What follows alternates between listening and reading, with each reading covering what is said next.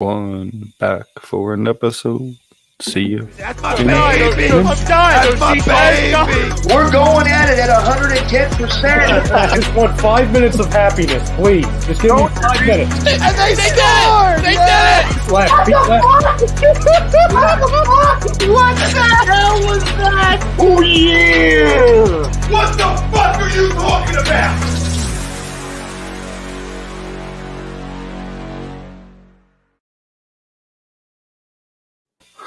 All right, fam, what is up? We are back for another episode of the weekly Roundup. I'm your host, as always, Steve Rochelle, being joined by this guy on my right, Mr. Zachary Burzak. How you feeling this afternoon? Out all day in the sun, doing your thing. How you feeling, brother? I look like I got some sun, didn't I? Yeah, a little bit. A little bit. All right, but we're probably got connections again issue. Steven, it wouldn't be a Saturday night without my connection issues. So let's be honest. Are you having it? Well, no, you sound a little bit better today. Not as bad as it was last week. Or is it? Are you choppy over there? Will seems good down there. I mean, it was really choppy at first. I think it's better now.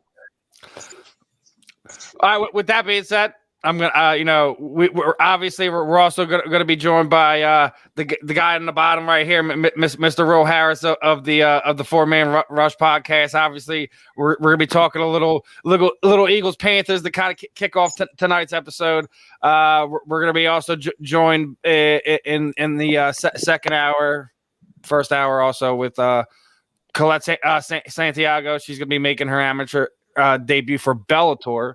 Going against Maria Henderson. We're going to have Jocelyn Jones-Lybargar also at 10 o'clock. She just recently came out of retirement and signed a contract with Knuckle. But with that being said, this show is always brought to you by our good guys over there at EXP Realty. And if you're looking to buy or sell a home, you're looking to change a career brokerage, contact Alan Foy over at eXp Realty LLC at 302-682-8820 or visit them at alanfoy@exprealty.com. So, have you straightened it out down there, brother? You feeling good? I mean, I hope so. Do I sound okay? You sound fine. I said that the first time. Yeah. You know, I love how everything's fine every fucking week, Steven. And everything's fine as you go live. And then you know what it fucks up is when you play your little intro video, and we got to play the intro video for the people. And the next thing you know, you come back and I'm not here. I'm gone. Every single week at this point. Doesn't matter if we go live at 8 or 9. It just happens. And then we're fine by the 5-minute mark, just like we are now. It's technology saying fuck you, Mr. Burr. I know it is. It's like fuck you, like in your stupid fucking show. All right, so Will, how you feeling tonight, man? Like, your first time on with us, obviously. History hasn't been kind when your Panthers lined up with our Eagles. How you feeling for Sunday? Feeling pretty good. I think it's going to be a pretty good game. I think the Eagles coming on a 3-game losing streak, but it's been a tough stretch for them. Panthers coming in a little bit banged up. Christian McCaffrey's likely not going to play. Shaq Thompson, starting linebacker's not going to play. So we'll see how it goes. I mean, it's not like we ain't nicked up. Like, listen, our offensive line is in a situation. We got Malata's going to slide over to the right because Lane dealing with his personal issues. We got the walking penalty flag and Andre Dillard going back over there on the left side. So we'll see what happens. The walking penalty flag. Is that what we're calling him now? Should we not? Did you not see last week? I mean, I'm with you. Okay, I didn't. It's just the first time I'm hearing the nickname. But let's go. The walking penalty flag. Okay. Why not?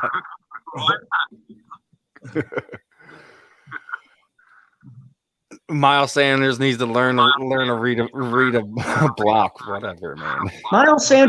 Miles, this is why Miles Sanders, as much as people like Chuck Spiranen for A2D Radio want to sing his praises and act like the dude's, Marshall Faulk in his prime, The dude might not even be a 3-down back in the NFL, and he probably won't get an extension here because he hasn't proven to be able to read a block or pass block in any way, shape, or form, and he's gotten worse as a receiver in all 3 years that he's been in the league.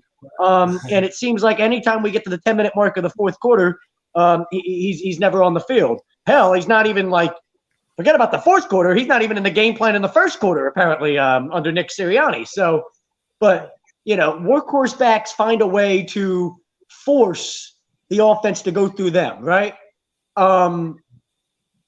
He's not a workhorse. He's not a guy that can carry, your team on his back, whether it's running the football, catching the football, or any of that. So, I mean, I don't know. I'm kind of over this idea of Miles Sanders turning into a superstar or something. Like, it's just not happening. It's like Jalen Hurts is your leading rusher, right? Yeah. Didn't you know he's also the second coming of Steve Young, Yeah, that's what we had people telling us a few weeks ago. What was it? Steve McNair, Steve Young, all that other stuff. That's what every Hall of Famer. Steve McNair, Russell Wilson, Lamar Jackson, Kyler Murray. He's all of them guys, all of them. Just like, dude, like what the like. You know how insulting it is to Steve McNair? May God rest his soul. Like, Steve McNair wants to come back from the grave and smack anybody and everybody that is comparing Jalen Hurts to him. Like, are you kidding me right now? The man can't rest peacefully anymore after that comparison. Hey, listen, I don't see why people are doing that, but I'm going to sit there and throw up the poll real quick. I'm going to say the Eagles' defense will be the key to victory on Sunday. Zach, agree to disagree? What are you feeling, brother? You know what? With everybody, everybody's been ripping the defense over the past couple weeks. The league being a week-to-week league, like the NFL, we always talk about it's a week-to-week league. It would just seem like the type of thing that would happen. We get caught in some sort of defensive struggle against Carolina, who has a pretty good defense, and win a game 20-17 or something stupid. You know what I mean? Like 17-14, 21-17, something unconventional in today's NFL, and you go, yeah, the defense really played well, and the turnovers, whatever they need to do, all the things we've been bitching about that they haven't had. It's kind of one of those questions where it's like, disagree. Everybody's immediately leaning that way after the performance of the defense the past couple weeks. But let me tell you something. If Carolina tears you apart without Christian McCaffrey, we got deep problems, right? I mean, like. Yeah, I mean, I'm thinking that might be the bigger story of Sundays is can the Panthers find that spark outside of McCaffrey being out? Who's the guy? Who do they go to right away to try to answer the fact that Christian McCaffrey's not in the lineup? Right. Well, you seen last week, DJ Moore. He's our Philadelphia guy, by the way. He's having a pretty good start to the season, starting to emerge as one of the top-tier receivers in this league. So it's kind of like they've been replacing Christian McCaffrey by committee. We've seen rookie Chuba Hubbard. He led the nation in rushing in college at Oklahoma State. 1 year, he's kind of gotten some touches. They do a back by committee. You got DJ Moore. Robbie Anderson hasn't really gotten involved in the offense yet. And we'll see what Darnold missing opportunities to get the ball to him. We got the rookie Terrace Marshall trying to get him involved. So can't replace a Christian McCaffrey, but I think the Panthers have tried to do it by committee. And I think DJ Moore has been the biggest beneficiary of that. Sam Darnold. I mean, I know I'm not the only one, and I don't know if I'm necessarily surprised by it. I thought he was going to look. The Sam Darnold we saw with the Jets was not the real Sam Darnold. I think that everybody knew, the potential that he had. He's got elite arm talent. Everything else from the head, the makeup, the mental side of it, you weren't sure if he was going to figure it out, but the arm talent was always there. Now he's in like a perfect situation, seems to be just a really good system. Guys, Matt Rule's, everywhere he's been, right, is a guy that has kind of turned programs around or helped, elevate a team or a program or whatever it might be. Same type of thing he's doing in Carolina. But if I'm like a Panthers fan, if I'm in your shoes, right, you still can't feel comfortable with the idea of the whole, like, if Sam Darnold has to throw the ball 45 times a game, you're just not feeling comfortable with that idea, right? Like, that's not what you want this offense to be, right? Right. When you look at the first 3 games, Carolina's defense played really well. They were giving up less than 10 points a game, had the number 1 defense in the league. And Darnold was more of a game manager, efficient, limited his turnovers. And that's kind of what you want to see. But with the Dallas game, that's when we kind of saw he had to step up and make plays when you saw him throw those 2 bad interceptions in the second half. And we kind of saw, the Jets and Darnold in certain instances of that game. So I think also the offensive line struggled. That's probably my biggest concern coming in this week. Because one thing that's great on the Eagles' defense is the front 4. Our offensive line is probably the weak link of our offense. So if Darnold gets under that pressure, is he going to revert back to some of his old habits? So, we'll have to see. This is the second week without Christian McCaffrey, so we'll see how that turns out. Sorry, I'm trying to get Collette situated here. She's been saying she's been trying to open the app for the next few minutes because she's popping on in like 10 minutes. So I'm trying to navigate. Yeah, I'm watching Alabama fuck up my parlay, by the way. Oh, wait. It looks like she's popping in there. Seen it pop in a second ago. I don't know. It's like 3rd and goal from the 2. Bryce Young throws a fucking pick in the end zone. Texas A&M leads 17-7, like 7 minutes to play in the half.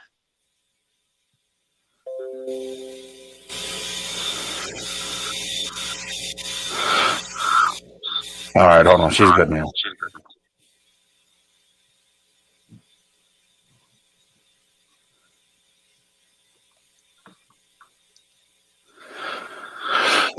All right, my bad, guys. This is what happens when you have multiple guests on, and then you have to navigate some people through some of the stuff.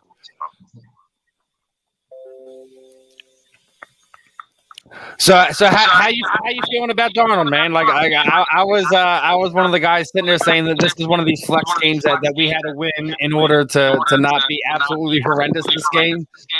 For this season, obviously the offense looks like they're a couple inches away from putting some things together. Obviously, as Zach was talking about, this is a week-to-week league. We've been hammering the defense. A lot of people have been hammering Fletcher Cox and calling for him to be moved out of here, possibly as a piece to be moved to get some more assets in here to get younger.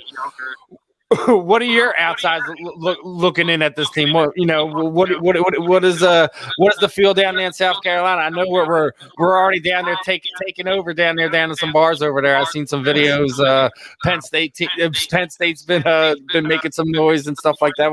What are you feeling on this team's outlook?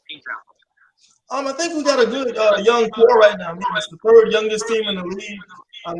Look at last year, Matt Rule's first draft as a coach. It was an all-defensive draft.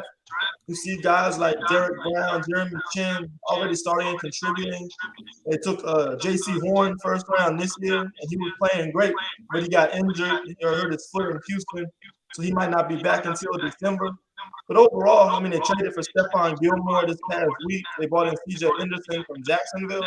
So what you see is Matt Rule kind of accumulating this young core of talent on defense, and they're starting to gel together really well.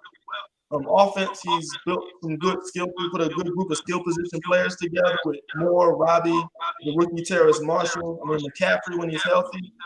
And we'll see, Darnold's kind of a wild card. If he's going to be the answer long term or just kind of a stopgap until we find that guy. But I think where they failed to address is the offensive line. I think that's been the weakness. We probably have the worst offensive line in the NFL right now. It's bottom 3. That's been the unit that struggled and held us back the most. And I think that's going to probably determine the way the season plays out. Because you look at a lot of advantages against the Eagles, but one advantage Philly will have is their front 4 against the Panthers' offensive line, I think, this week. Even though, obviously, me and Zach talked about, losing 5-5 hurt. When we lost BG, that's a big thing, and people downplay that. Obviously, Kerrigan's had a rough beginning of the start of the season. We noticed that, but everyone's kind of in love with Jalen's numbers right now, and when your defense gives up 40 points in consecutive games, you're going to be throwing the ball a lot. So I don't we want to buy were down like what, 41-7 in the Cowboys game, Zach. Steven? Go ahead, Zach. No, I knew you were going to go there. It's a perfect point. I want to hear what you have to say on it. Like not just like the defense being bad, but what about all the games we've been trailing and playing from behind and just throwing the ball a ton? You know what I mean? Like, come on, educate the people on it, Steven. Me and you had plenty of conversations off the air. Educate the people. Let them know it's garbage time stats, right, Steven? I mean, I'm not going to sit there and say it's garbage time stats because he needs the reps, and so does the offense, and you know, and I've already said it's going to be on the defense this year. You know, Jalen will have his spots where we're like, oh, dude, you should have had that. You know, case in point, kicking 3 field goals against Kansas City, when you were inside what. The red zone or even inside the goal line, you can't do that. Yeah, it's good football teams. Touchdowns, when you have opportunities to score touchdowns, you have to, right? You can't settle for field goals, and this idea that settling for field goals, at least we got points. That's not what wins you football games against good football teams. You got to punch the ball in the end zone when you have a chance. Kansas City was 5 for 5 in the red zone against us. We were nowhere near as successful in the red zone against them. I mean, I can say it's garbage time stats, but I don't want to say it's garbage time for Jalen in that offense. It may be garbage time stats. Go ahead. The only game that you looked at and said, that wasn't really garbage time. I mean, the Falcons game, obviously, because we were ahead, right? I mean, even the Niners game, we were that didn't become close until the end. You know what I'm saying? Like, it was, I guess, still relatively close the whole game. But when you watch that game, like, the Niners are just like 17-7 or 17-6, whatever the hell it was, the whole game. We finally made it 17-11 something. But you never really felt like we were going to win that game, right? Then we got smoked by Dallas. And then, Kansas City, same thing. It was relatively close at times, but you never felt like you were ever going to win that game. And you were always playing from behind the entire time. And then you throw the ball 48 times. That's where I'm at. See, that's where I'm at, Greg. I think the offense has shown that they can put points on the board, regardless if you feel it's garbage time or not. They can move the ball. They have guys that they can make play both in the run game. You're getting production out of the tight ends, and the wide receiver core, though young, though they've made mistakes, they've all made plays. Well, that's been the most impressive part of this. I mean, maybe even the whole team this year. When you look at the young receiver, I mean, Quez Watkins all of a sudden looks like a legitimate player. We knew Devontae Smith was going to look like Devontae Smith. You know what I mean? He wasn't just going to come into the NFL and not be a guy that was a really, really good player. But Quez Watkins is, kind of came out and been like, yeah, you can't teach what you got. Like, my man is legit fast, right? Like that speed you can't teach it. And there's not very many people in the league that have it. Rager's had flashes. You still want to see more, but the receiving core for me has been like probably the biggest positive of the entire team. I even feel like there's been plays that have been left out there that Jalen hasn't converted on because he stinks and he can't make NFL throws on a consistent basis. That's my problem with it. Is we know this offense can do all those things you talked about. Can they do it consistently enough to really? Well, no, and someone already said it. Like if you take away Jalen's ability to run, and you take away that first read from him, and you make it rough for him. He has to take. He's taking more than a 5-step drop. You put him in a situation where he becomes predictable, and you could stop him initially, and that's where you're not getting stops from the defense, and they're able to put points up, and you wind up getting behind. You can't really run the ball, and it sucks because a lot of people ride miles about he can't do this, he can't do that, but he can absolutely run the ball. So, I don't want to go completely Eagles on here.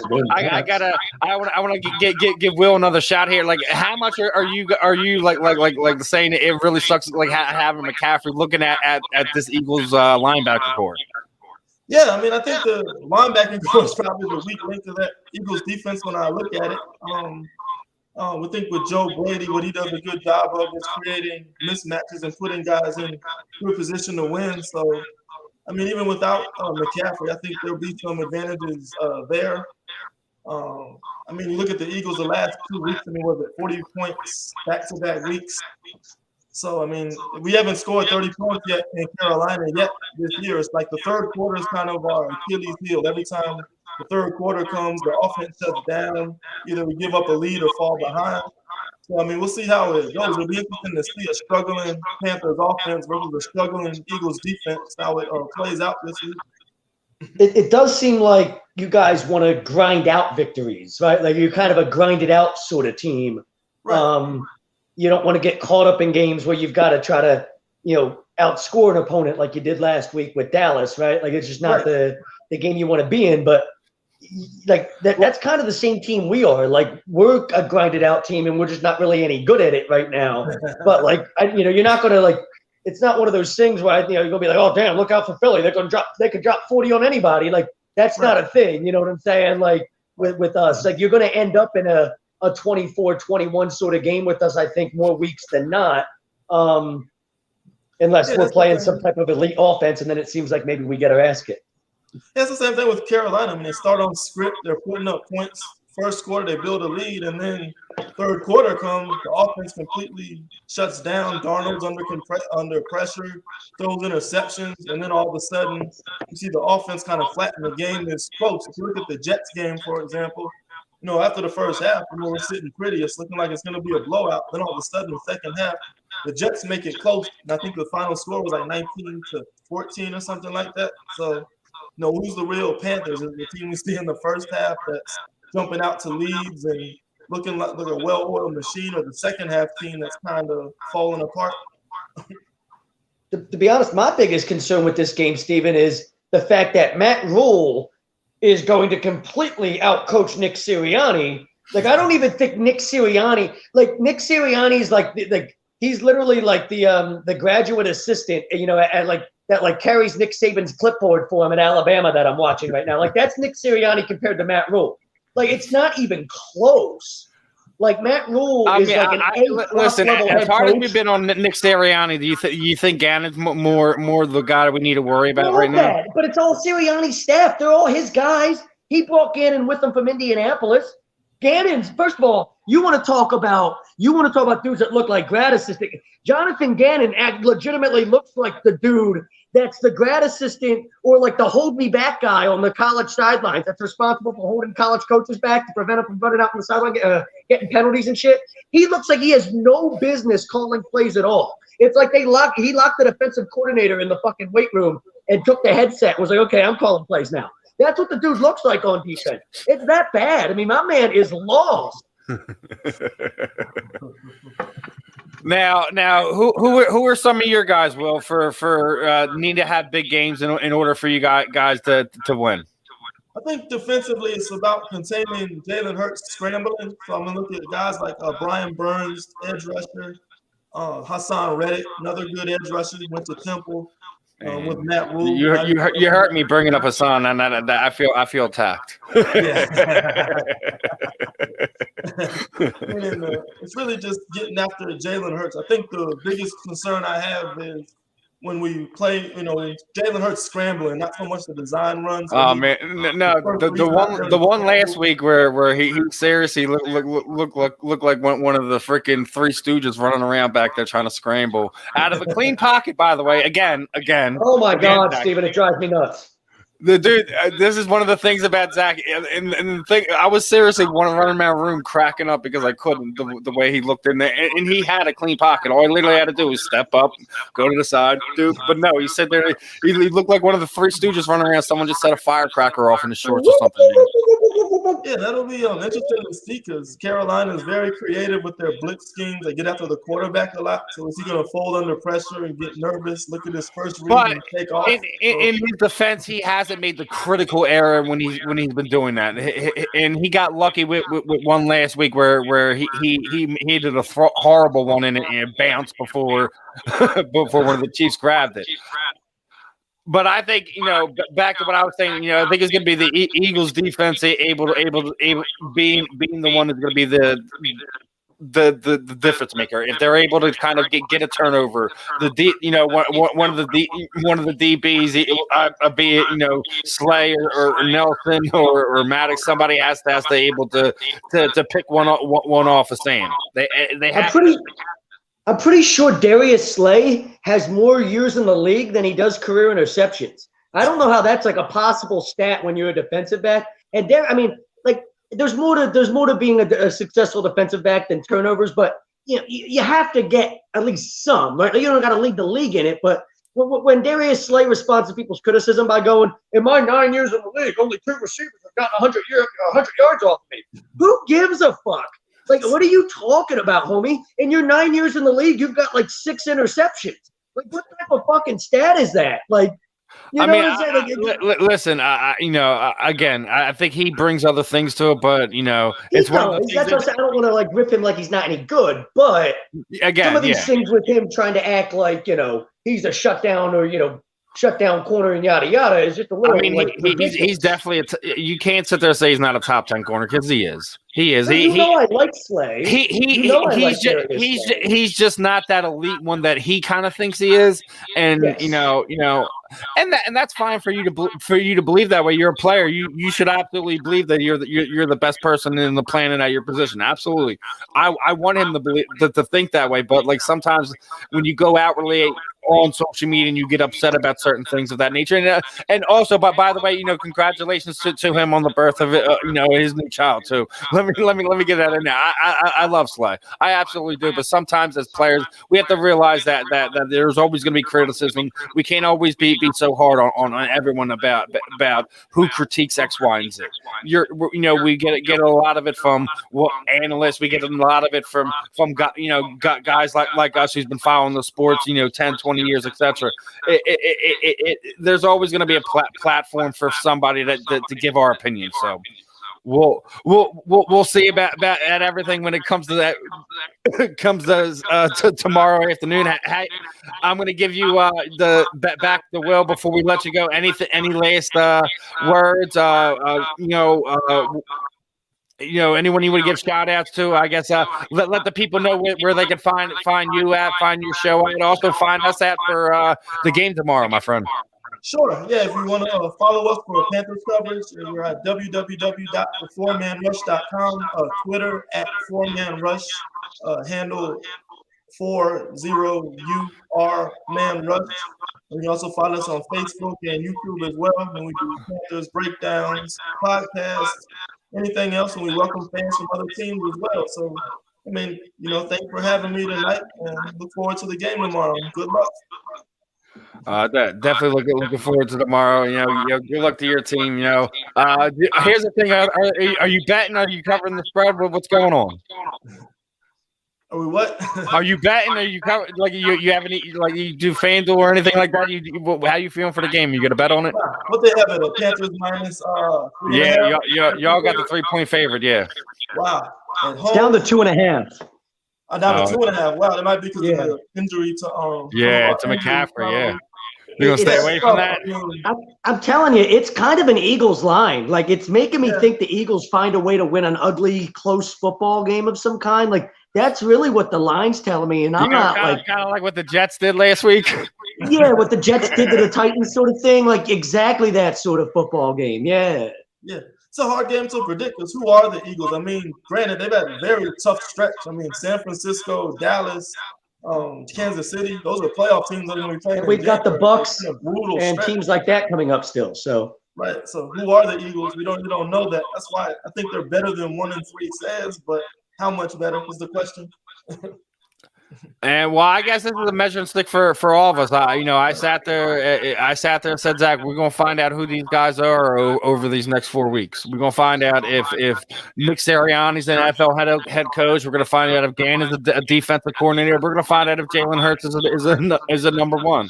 We'll find out. And also for your team, we're gonna find out if your team's for real this season, or if that 3-1 start was a facade too. Yeah, a lot of things will be answered tomorrow afternoon. That's before. All right, well, I'll see you tomorrow afternoon on the app, man. We'll catch up. All right, man. Thanks for having me. Likewise. Have a good one. All right, everyone. That was my man Will there from the 4-man rush. So are you excited for Sunday, man? No. All right. I've got to umpire tomorrow. I'm going to be umpiring 4 games. I'll be checking in on scores. I won't be able to watch the game, though. All right, but with that being said, I'm going to bring our next guest in and get this next part of the show. How are we feeling tonight, Collette? Can you hear me? Yeah, I can hear you guys. Can you guys hear me? Absolutely. So first and foremost, I guess new here at H2D, kind of give the fam a little background onto you, how you got into combat sports and everything like that, and what you got coming up here. Well, I got into combat sports back in 2014. I was wrestling since I was 5 years old. And then combat sports, it basically saved my life, got me out of trouble. Got told, hey, you can beat up somebody and not get in trouble for it. I was like, I'm in. You get rewarded for it. Not only do you not get in trouble, they give you like money and trophies and everything else. Like Exactly. amazing. Hey, man, especially if you look at how combat sports is set up nowadays, you seen an article come out recently where people are sitting there saying it's a lot easier for women to do X, Y, and Z for sponsorship wise. I get that in some sense, but I still think that women have other hurdles to overcome when we're talking about the ins and outs that is the combat sports world. I was just talking to Melissa Odessa, who we had on here, who's a boxer, and she basically has a promoter basically holding her hostage and paying her these crappy purse and not really giving her these terrible offers and etc. And she has to deal with it. There's dark sides that comes to combat sports. So like, when we talk about these things, that there's definitely different layers to it, but I think in some sense, like you guys have advantages when it comes to bringing in sponsors because you have more people kind of paying attention to females online, just because how the social media world's kind of built these days. Well, also too with that, you got to think, who doesn't want to watch 2 females beat up each other? Well, especially when you have two well-rounded females too, but it's not just you're not watching crazy brawls where you're just throwing things around. Exactly.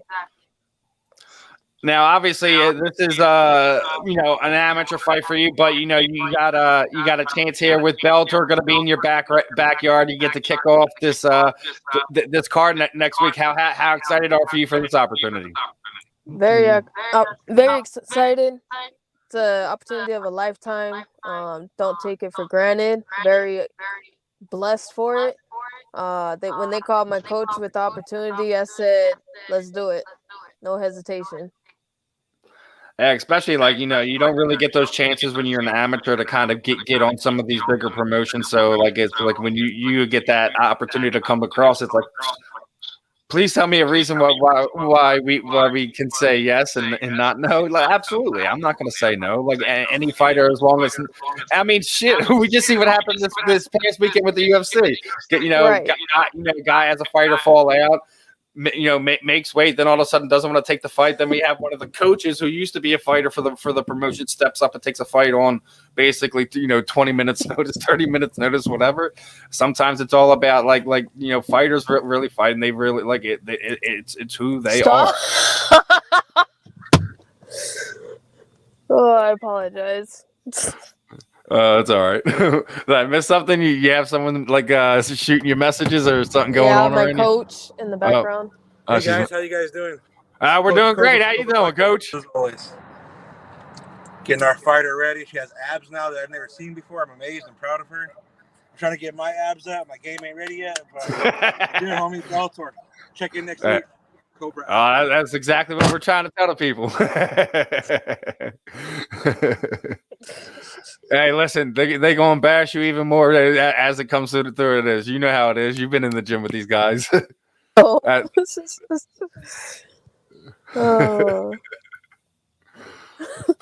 So what are kind of some of the things that you're excited for this fight? Showcasing, like, obviously, through each fight you obviously want to work on some things, show some things. What are some of the things that people who may tune in to maybe new to checking one of your fights out? What can they expect with what they may see when they tune in next Friday? They're gonna see a change in how calm my fight game is now.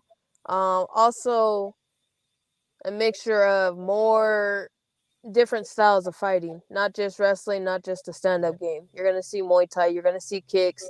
You're going to see a whole bunch of different combos, not just the same thing that I've always used in all my other fights.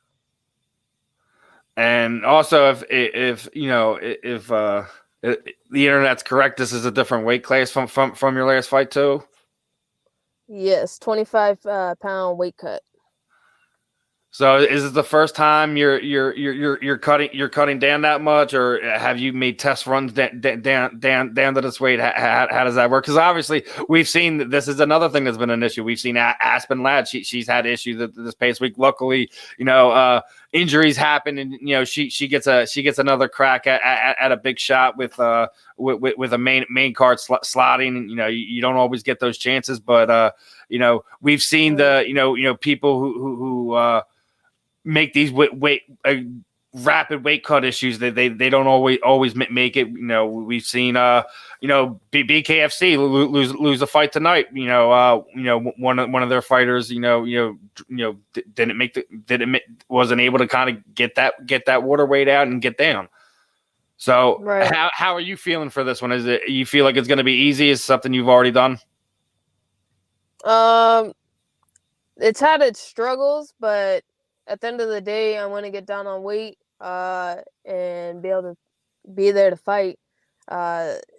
Especially with this type of opportunity, it's not just a little promotion that I'm going to go fight for. It's a big promotion. So you don't just sign a contract, say you're going to do it, and show up and miss weight and look like a fool. Because then you just wasted your opponent's time, the promotion's time, everybody's time. For me, I'm a work hard and get to where I need to be. Might be looking a little tired for weigh-ins, but I'm gonna be there. We've seen it before. Just make sure you get there safely, you hydrate correctly, and you take care of yourself, so you can perform at 100% when it comes to fight night. Exactly. What are you shaking your head over there for, brother? My TV just went out. I'm literally in the middle of watching the Alabama-Texas A&M game, and CBS goes all blinky on me like the original Nintendo. Remember when the original Nintendo, you had to blow into the cartridges and then put them in to get it to work again? That's what my TV was doing, and now it's just like CBS doesn't work. I can't watch the Alabama game. Technology. Hell, technology was messing with Collette before we could get on. She's sitting there like couldn't figure out how to get. Listen, it always messed with us up in some way or shape or form. So I'm the entertainment guy here. I'm the one that provides all the entertainment and makes people laugh. And Steven's the one that keeps everything together. He's this thing would go off the rails without him. I just provide entertainment. Well, what are you talking about? We had our coach just interrupt the interview and give us the belly rub. How can you not talk about entertainment? She's bringing entertainment too. What are you talking about? Well, somebody had to. I took I was gone for a couple minutes, so somebody had to take my place. We all know you're not entertaining, Steven. So somebody had to be. Thanks, Zach. That's my coach on a daily. Oh man. So, and speaking of which, fights tonight, you paying attention to anything? Bare knuckle boxing, you paying attention to the Fury Wilder? You got your eyes on anything tonight? I just got done training. Was gonna go home, relax. Fury, I feel like Fury's gonna win though. Are you talking about our Eagles tomorrow? I'm a 49ers fan. Okay. There you go. So you already beat us once this season. Great. Yo, exactly. You won the ugly game. That's all that matters. I don't know. So you talking all that? How you look? How you feeling? How them Rams looking? You thinking you got to give them a run for their money this year? Say that again. You cut out. I said. So you're the Niners fan. You think the Rams are going to run all over you guys this year? That them and Stafford look pretty good.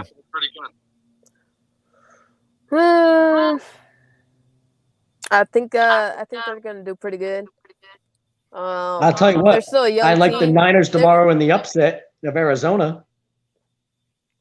Let's not. You don't want to jinx that? You don't even want to go there? No. My 49er team, they are a young team building up. Give them probably another year, and that's going to be another Super Bowl team. We'll see. You guys have an opportunity to kind of sneak in right here with the Russell Wilson injury. I think you guys could make some noise here if you're able to put some wins together. You never know. Yeah. Oh, it's back to doing its Nintendo Blinky thing. Okay. Oh, man, here it goes. No, that Wilson injury. Think about the NFC West. Like Wilson's been the Iron Man, right? Like he hasn't missed any time. They've always been like the model of consistency. I think the 49ers sneak in there because of that. He's gonna miss anywhere. He's gonna miss anywhere to 4 to 5 games. Yeah, I think that. And the Seahawks aren't good enough to win without him. Geno Smith stinks. That team, like, it's not like they're the Legion of Boom defense that they were 5 or 6 years ago. That team is not like. Russell Wilson is kind of the glue that holds that whole team together, sort of thing. And now like not there. Like they could be like god awful. They might not win a game in this time. Like that's how bad they could be, Steve.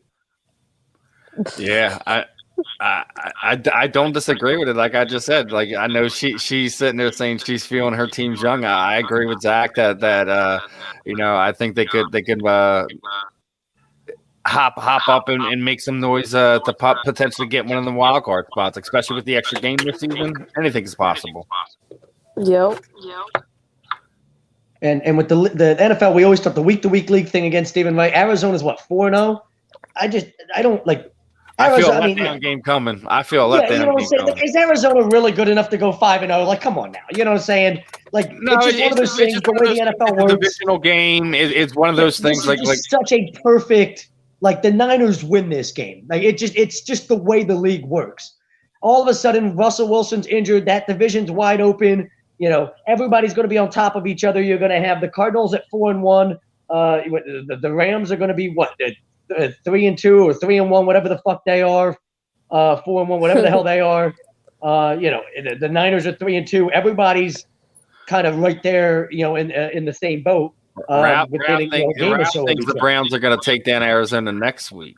That probably will happen too. Arizona's going to come back down to earth. I don't think Arizona's that good. I think Arizona has a ton of talent, but I don't think Cliff Kingsbury's that good of a head coach. I don't necessarily think that coaching staff is like world class or anything like that. I think they've got a ton of talent, but they're still figuring out everything about who they are, sort of thing. Now, circling back, I want to get back to a little bit more MMA talk with Collette here. Getting down to fight week. Have you gotten the itinerary for next week? Seeing how things are going to go with Bellator? Yeah, pretty much. They're still sending me things here and there, but for the most part, got to go quarantine in a hotel for a week starting Monday, and finish cutting the last bit of my weight. And weigh-ins on Friday, ceremony Friday night, and then we fight on Saturday at the Footprint Center in Phoenix, Arizona at 4 p.m. Yeah, there you go. What's your prediction for this? You feel like the judges ain't going to be needed for this? You think you're going to be able to put something together and get a finish? Make a statement on this thing, or do you feel like it's going to be a closely matched fight?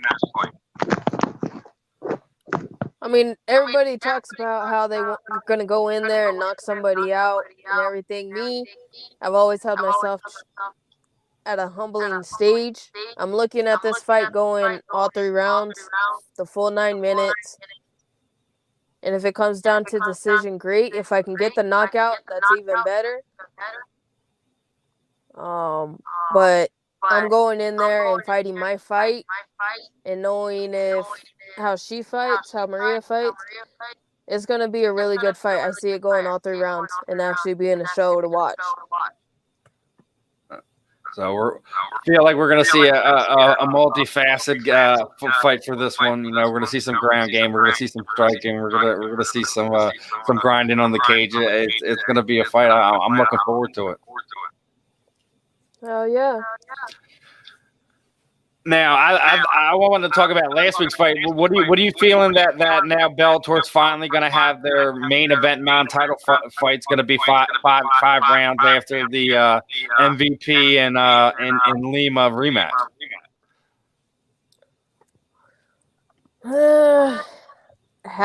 To be honest with you, I haven't really been following all that. I just been focusing on my fight. Oh yeah, so I know. I'm just saying in general. Like I know you're an amateur. Like I said, you know, like you just said, you're only going to be going 9 minutes. So I'm just sitting there saying, generalizing. You know, it's something we've seen the UFC finally do. You know, well over the years. It's good to see Bellator finally have their main events. Will be 5 rounds moving forward. Honestly, I think that's good. I mean, for any fighter, if you want to fight for the big leagues, then you're going to put that work in. 5 minutes isn't going to kill you. 3-minute round or three round, 5-minute rounds, you're going to be able to do it because that's how hard you train. It's either you put the work in, you'll see in the fight, right? Exactly. Now, what I typically do as I wrap these interviews up, Maria, I know you're in between work, etc. You're getting ready to do your last few adjustments. We'll let you enjoy your time. What I typically do here at the end is throw the microphone over to you. Anyone you would like to thank, teammates, shoot out your social media sites, any sponsors you have, anything you're working with outside the cage. You want to let the people know about. The time is yours, my friend. Anybody watching? Cobra Fight Club, Casa Grande, Arizona. Represent. One More Fitness. Sponsor. AC Hero. All the family, friends, coaches, everybody who's dealt with me during this fight camp. I appreciate you guys. Appreciate you guys for giving me the time off. Just thank you, everybody. Stay tuned. October 16th, Bellator 268 will also be aired on Showtime Entertainment. Make sure you guys are tuning in, seeing her do some work. It should be a fun fight. The rest of the card should be amazing as well. Are you going to be on Showtime? Or are you going to be on like one of the other Bellator apps or streaming apps? From what they said, it's all going to be aired on Showtime. Don't have too much information on that. All right, well, guys, make sure you're tuning in to her fight, her career moving forward. Best of skill in the upcoming fight. Definitely looking forward to have you back on here again in the future. Best of skill, Collette. Thank you. All right, everyone. That was Collette Santiago. Definitely should be a fun one. That fight should be a fun one, and the card should be a fun one there on Showtime. And how you feeling there, Zach? To be on Alabama, it's a 2-touchdown game. It's 24-10. They didn't play well at all in the first half, and they're still in the game. You know what I'm saying? And you got to think it's Alabama, Nick Saban, right? Like he's lighting their ass up in that halftime locker room. It's Alabama, you know what I mean? Like I should still feel fairly confident, right? They probably figure out a way to squeak this one out in an ugly way that it probably shouldn't have ever been this close against A&M, but it is what it is. But I'm a little concerned. They're down 2 touchdowns. Right? Here you go. Speaking of degenerates, Willie, what do you think? B. Willie, I got money on Alabama to hit my parlay. I'm going to win like $200 if they win here. The fuck is going on with Alabama allowing 24 points to A&M in the first half? You still like Alabama's chances? Probably not. He's going to tell me no. Watch. He's a degenerate. What the hell does he know anyway? Right, Willie?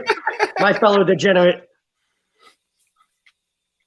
I feel like B. Willie tunes in for like 5 seconds, says what's up, and then leaves.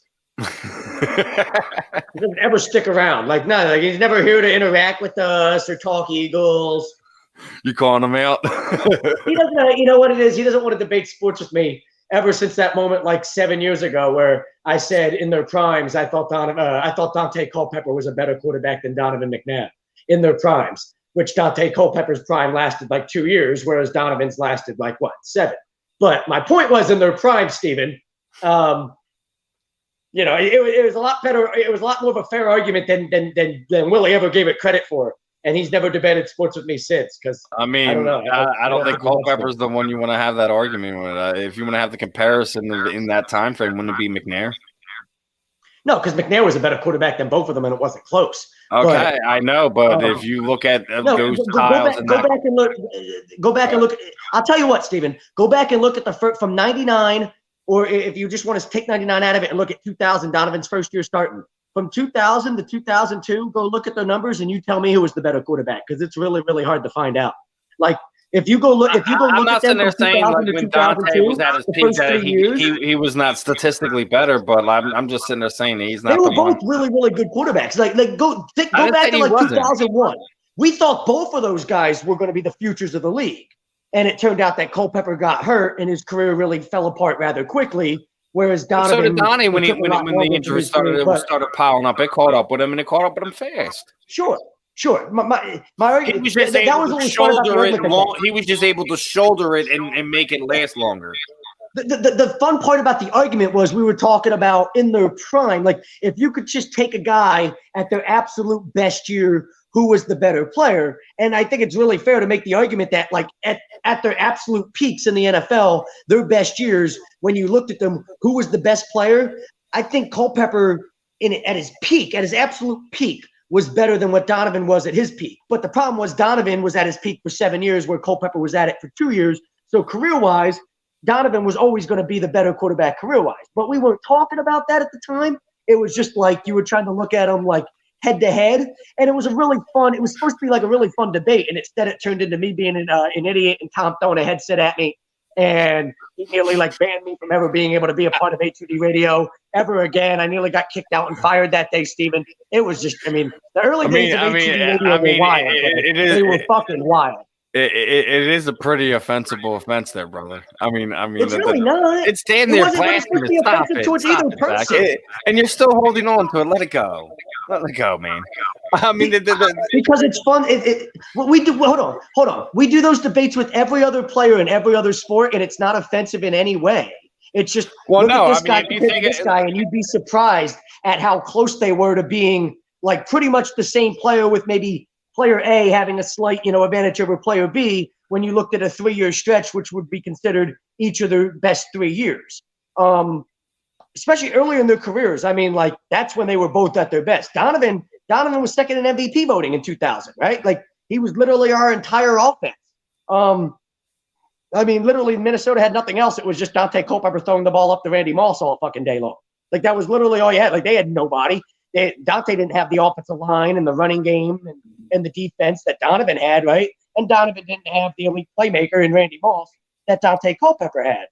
But like, why is it like offensive to have that? Like that to me should be a really, really fun debate. Go back 20 years and tell me that wasn't a fun debate. 20 years ago, if we were having this argument in 2001, who was the better quarterback? You'd have people that like it would be 50-50 both ways, because that's how good both guys were at the time. But instead, we get all caught up in our feelings in this city, and we have to defend guys because, we've got to, like, what are you, his fucking mother? Or, like, Donovan has a mother. She was in Chunky Soup commercials, and she's plenty, like, she can defend him plenty. Like, we didn't need people in this fan base to, like, jump on me and defend Donovan because I was trying to have a fun debate with Frank Vespi on the air about, compare player A and player B and look at their numbers side by side in their careers early on. And it was all supposed to be fun and games, Steven. And Tom took it way too seriously. And then B. Willie. That's the long story, the long of the short about why we're at where we are. I'm not allowed to debate sports with B. Willie anymore. That's what it is. I still think it's a bad one. But, I mean, we got plenty of other things to talk about.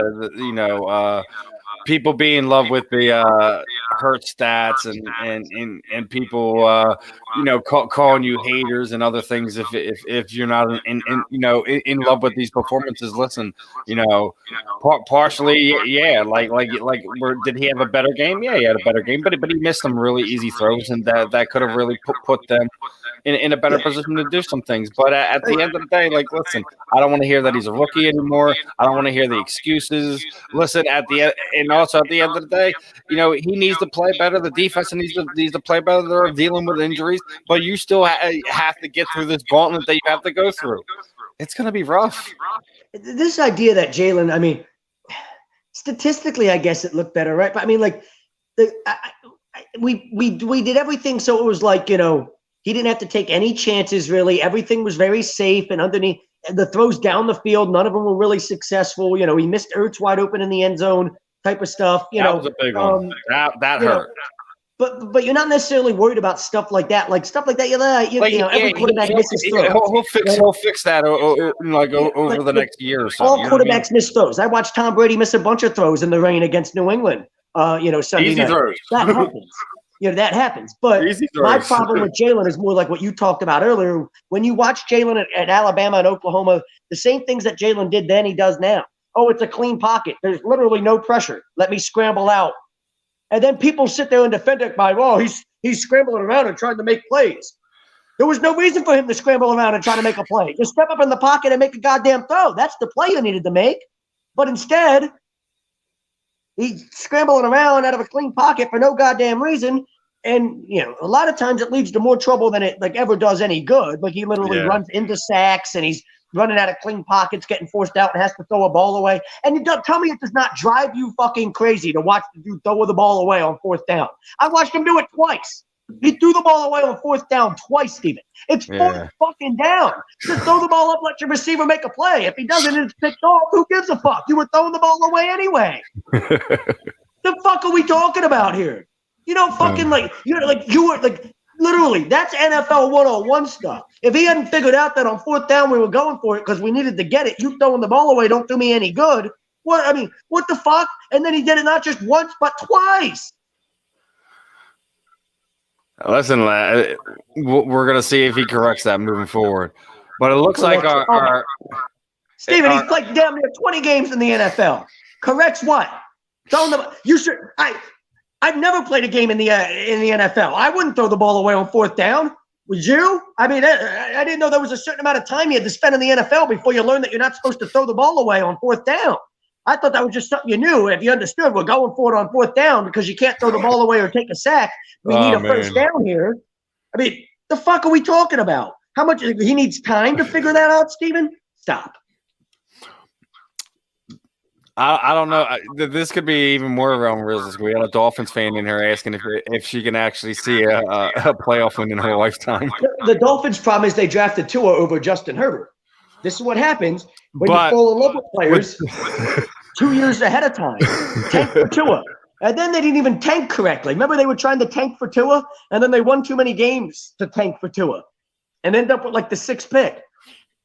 And they still took Tua because, everybody had been saying, we got to take Tua. But that's what happens when shitty organizations make shitty decisions and set themselves up for shitty futures. And the Dolphins are a shitty organization.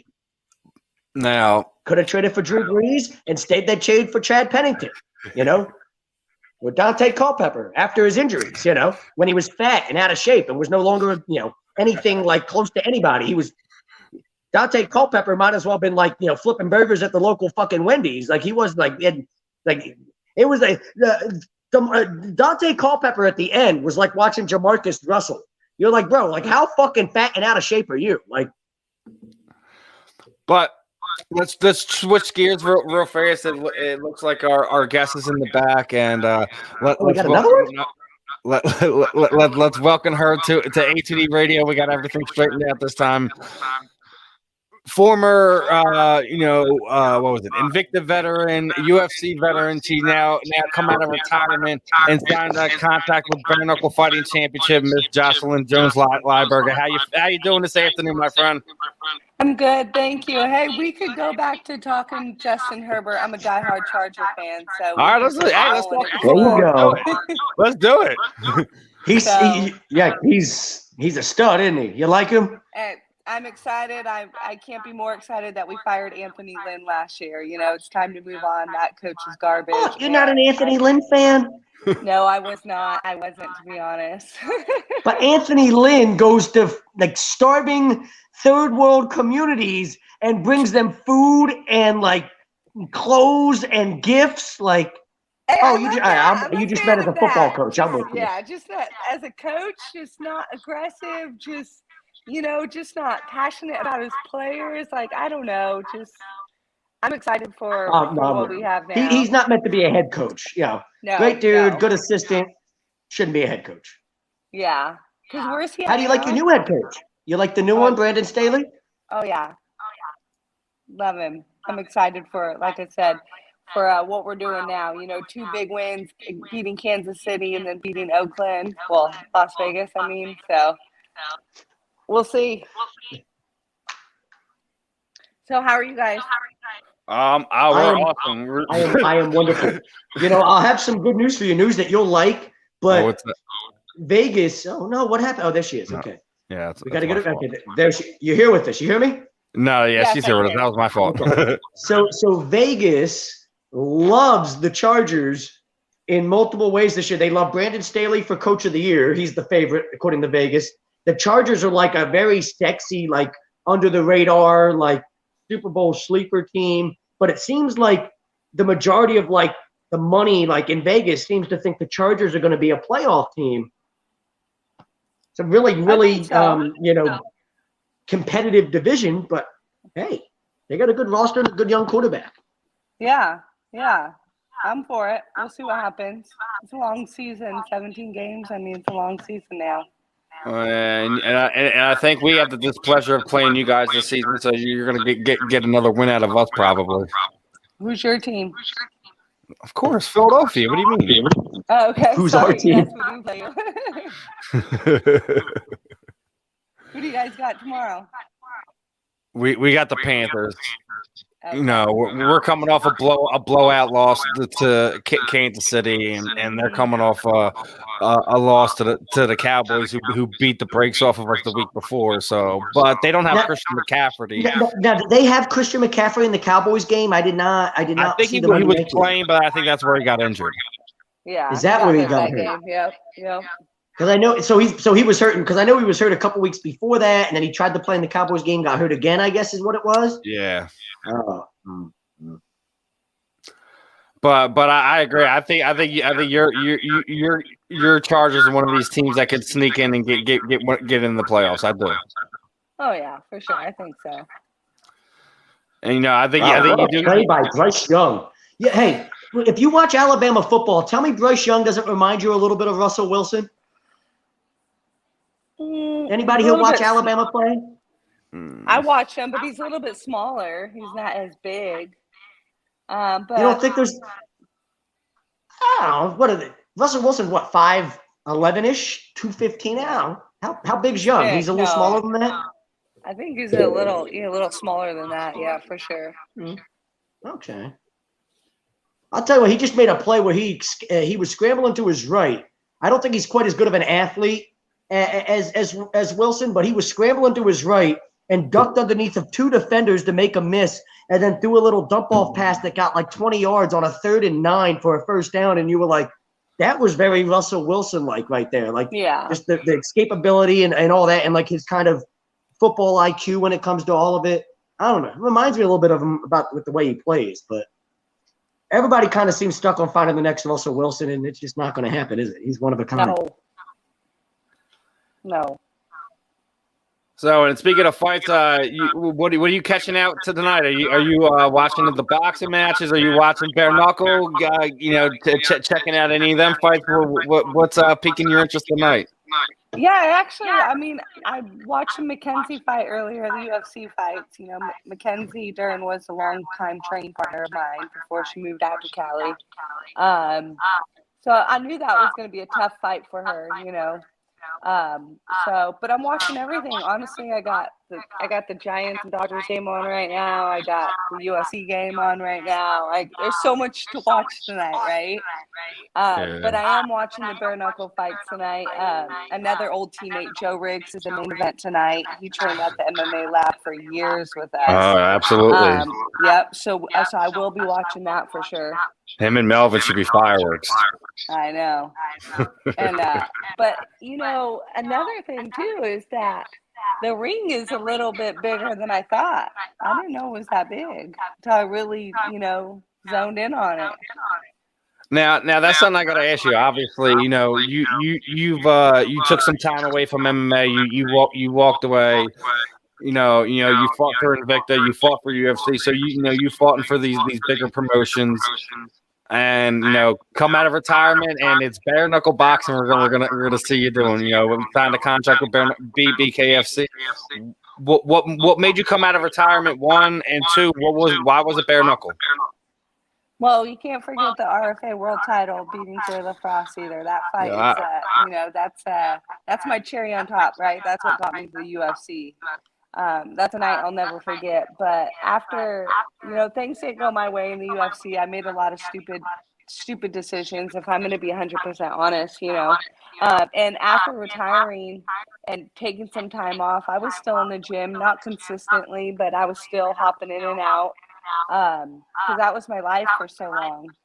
And it took some time to convince my wife to let me do a bare knuckle fight. It really did.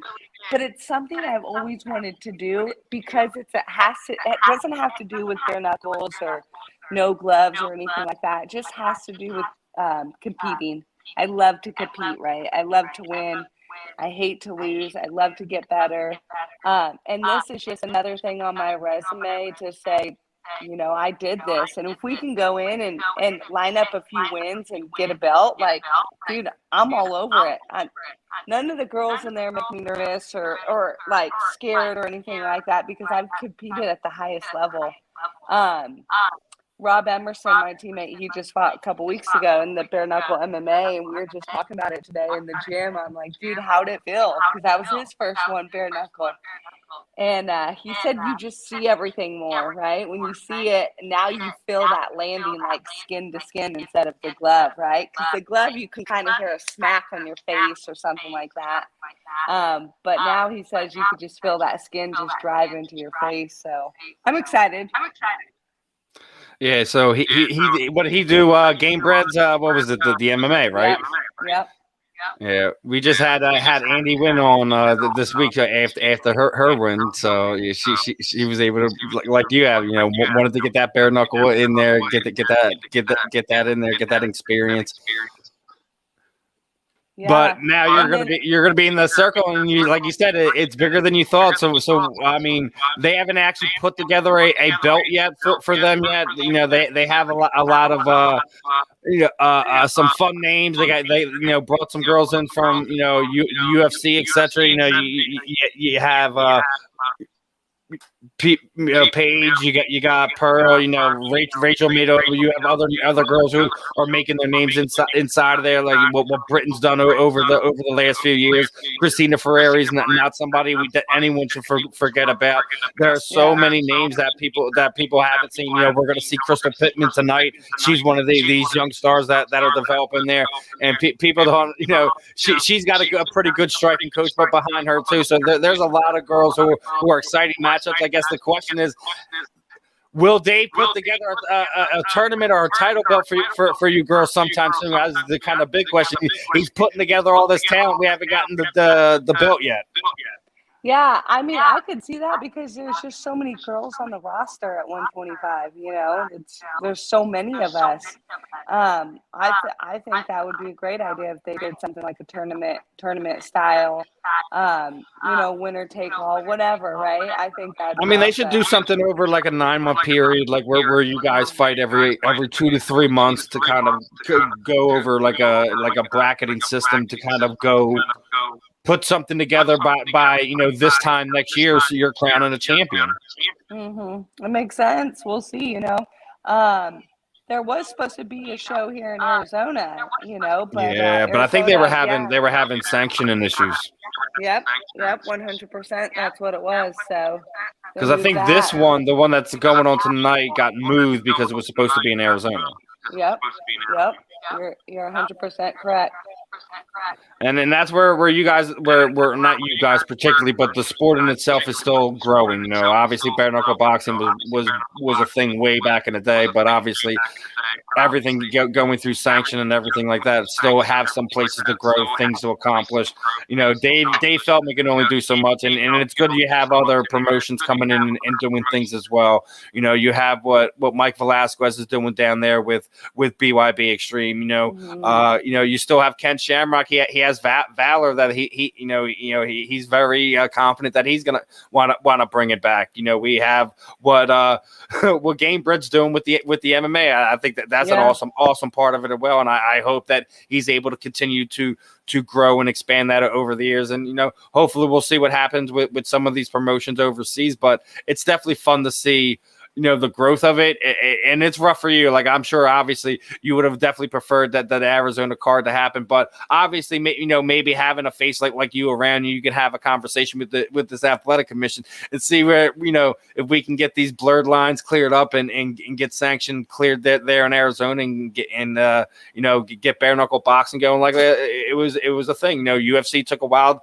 to get New York. It's just going to be a process. You guys are as a sport has to go through to get everything taken care of. Yep. And you're right. I would have been excited if it would have been here because, Chad Mendes would have been the main event. Joe Riggs was still going to be on the card. The plan was for me to be on the card. Like, it would have been stacked, especially here in Arizona. Huge fan base. We got Bellator here next week. Ben Henderson on the card. And it's like Arizona's kind of like one of those other hotbeds of combat sports that like people don't like when we talk about it, like everyone like we know California, we know Vegas is a fight down. We know Miami, Philadelphia, New York, Canada's a big fight thing, but but I think Arizona's kind of one of these hidden gems that not a whole lot of people talk about. You just landed off a litany of names just from your gym, but obviously just it's so deep down there, not just in MMA, but just the combat sports in general. It's again, like I said, Arizona is kind of one of those places. I think that even on the local scene, you get fighters that within 2 to 3 years are going to be in some of these bigger shows. Oh yeah, you think of our team, the MMA Lab. We have stacked.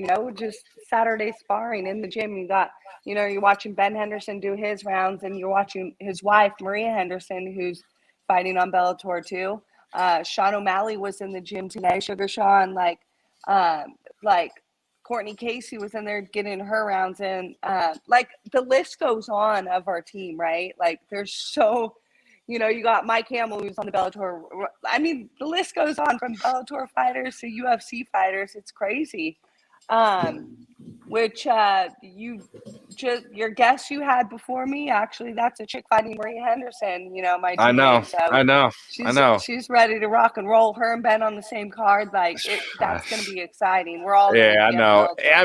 But see, that's the thing. Like, and me since back in the day. Like, listen, I'm not the one to play favorites. I love giving all you fighters a platform, somewhere to kind of expand your voice and expand.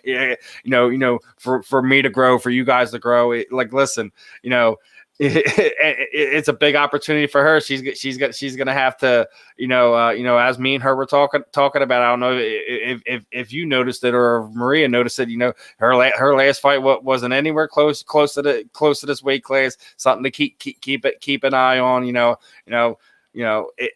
especially after what we just seen, what happened last week with Aspen Ladd, and she has the miracle of all miracles with Holly, unfortunately going down with an injury, and they're able to get back in there, another opportunity with a top billing. The MMA world's not happy about that, but listen, things in like this in life happens. You can be happy about someone getting an opportunity or not, but at the end of the day, there was a reason for it. There's a reason why she missed weight. And people. There's one of the things I think that I think the sport in general and commissions in general should kind of put a bigger thing on is making weight, is being professional, because it's one of the things that I think that wastes the most times with professional, amateur, etc. Is just being professional, making weight is kind of the first thing. Yep. You should as an amateur, there should be something like you have to make weight like all your fights, or that's where you kind of like play around with weight classes, right? Before you even think about going pro, which we know that this chick coming in for Maria, like, she has a chance of not making weight. If you've never made 115 before and you're a bigger fighter, it's hard. Throughout my career, like, for me to make 115, like, I was blessed enough to work with Mike Dolce, the Dolce diet. He was always in my corner for almost 8 years. When I got the call to the UFC on an 11-day notice, I weighed 139 pounds and I had to weigh 115 in 10 days, But again, it's having those people in your corner that know what they're doing and know what they're doing the right way. And we all know our bodies. Like me and Misha Tate were just talking about it when that happened with Aspen. It's like, when your period's coming. It's not all of a sudden, oh shit, here it is. Like, it comes pretty much the same time every month. And us as athletes, we're in tune with our bodies, right? We know what we should be doing leading up to it. And trust me, there's times where I've looked at the calendar, oh fuck, I'm gonna be on my period that week. Gosh dang it. Like, it sucks, but it's part of being an athlete, being a professional athlete, right? And being a female in the sport. I think it's rougher for you guys, because sometimes, like, when you have your cycle, but like you said, you know your body, you know when it's coming, you either you schedule the fight for it or you make the sacrifices to make the cut down. Yep. And do I feel Aspen should be reprimanded for it? Obviously, but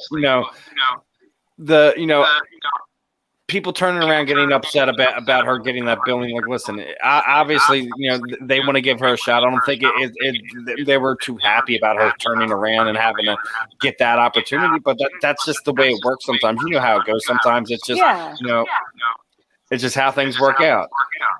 No, yeah, I'm not. But for people to get upset about her being, critiqued about it, listen, you missed weight, and the way you went about it and how everything went about it, you're going to be critiqued about it.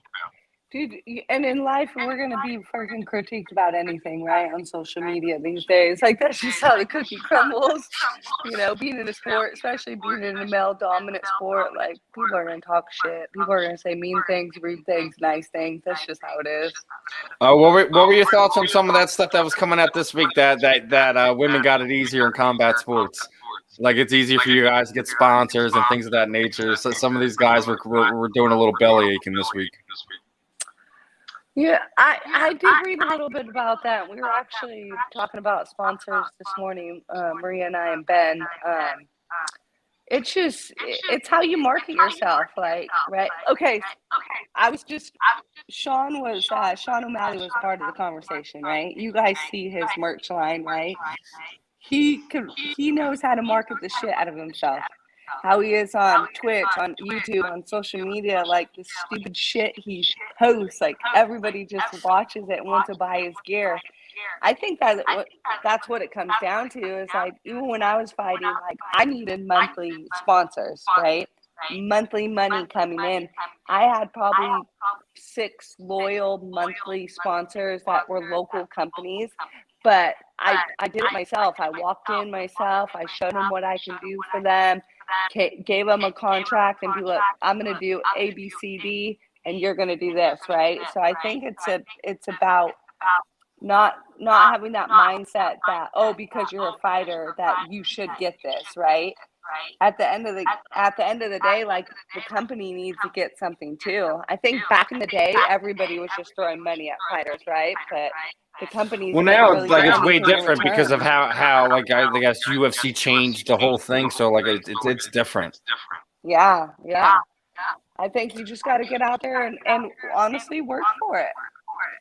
I mean, I don't think it's easier for any one woman or some of the ones who are more attractive, etc. I don't think it's any easier. I just think it's about how you go about marketing yourself. If you're active on social media, do you engage with your followers, things of that nature. If you have a following that you're consistently engaging with, yeah, people are gonna buy this, and it's gonna be easier for you to get this sponsor or that sponsor or totally. And then people like Paige and stuff, like, sex sells in the sport. More power to you. Paige doesn't have to do a lot. She's hot, right? On both ends. Yeah. Male and female. Yeah, right. Her and her husband, right? And that's just how it works. Like, people talk shit about that stuff, but it's like, dude, you're just being jealous because you're not hot. Like, you know? Yeah. Like, that's just how it is. Don't get your feelings hurt. Sexiness works both ways, right? There's plenty of women, that me and Steven might watch fight and be like, wow, like, what a good looking woman. I'm sure there's plenty of men though that watch, that women go and watch fight and be like, wow, what a sexy human being, right? So sexiness works both dude, ways. like, it doesn't matter. Like, listen, like, at the end of the day, I'm watching a fighter for their overall skill. Like, if on the female side, if they're hot, hey, cool, that's a plus. On the male side of it, like, for the females feel the same. It might be a different outlook, obviously, because not your everyday female's going to watch fighting. Like you have fighters that are these model type guys. You have the Conor McGregors of the world. We got a guy here in Philadelphia. Sean Brady. Welterweight here in the UFC. He's one of those guys that some girls could be fawning over. Like, listen, at the end of the day, like you market yourself how you market yourself. Your management does what you have to do. And now on another question I want to ask, obviously bare knuckle boxing was in the news, but unfortunate passing of one of their fighters a few weeks ago. Dana White obviously comes out this week and says he kind of cringes when his fighters go over there. How do you kind of feel about that now? Obviously you're one of those fighters who are now in that conversation, being a UFC vet, now going over to bare knuckle. Do you feel like is that a legit concern, or is it just him kind of shining off what bare knuckle boxing is right now? I did see the interview, and his words are right when he says UFC has the highest testing, because I was in the testing pool, right? At the same time, I'm in a position where I have really good health benefits. So again, I go to my doctor, I get my blood work done, I get my mammograms on time. Like, I do all those things to make sure I'm healthy. But you never want to see that in the sport, right? We've seen it happen in other leagues too, and you don't want to see that. So may he rest in peace, and sending prayers to his family for sure. Absolutely. But yeah, you just, again, it's about being in tune with your body and knowing everything, what's going on before we step in any boxing ring, in any cage. I still think it's a weak shot sitting there going to say, like, oh, our fighters are tested and things of that nature. But, like, you still have fighters who are sitting there going on these fights, sitting there saying, hey, I'm struggling with X, Y, and Z. Like, yeah, you may have better testing where you feel your sport safer, but at the end of the day, that you're still not taking care of everything you need to do. Like, I take this with a grain of salt. Like, you can be upset about how I go about it. I'll always be pro fighter over promoter any day of the week. I still feel no matter what, no promotion's going to do everything they need to do for you, no matter how much they take care of it for you, just because that's how the model is kind of set up right now. Hopefully, at some point in time over the next 10, 15 years, etc., it kind of shifts and it goes the fighter's way. But at the end of the day, like to sit there and just say because you have the most tested sport that yours is safer, I think it's a low blow in my opinion. Yeah, it was a stab. You felt it. It was a stab to the promotion for sure. But he's never dug anything bare knuckle boxing was doing. He just because they've been able to kind of pluck this person or that person, and it's just a matter of time before some of the guys who are kind of really meant to be those type of guys kind of gravitate to that sport in general.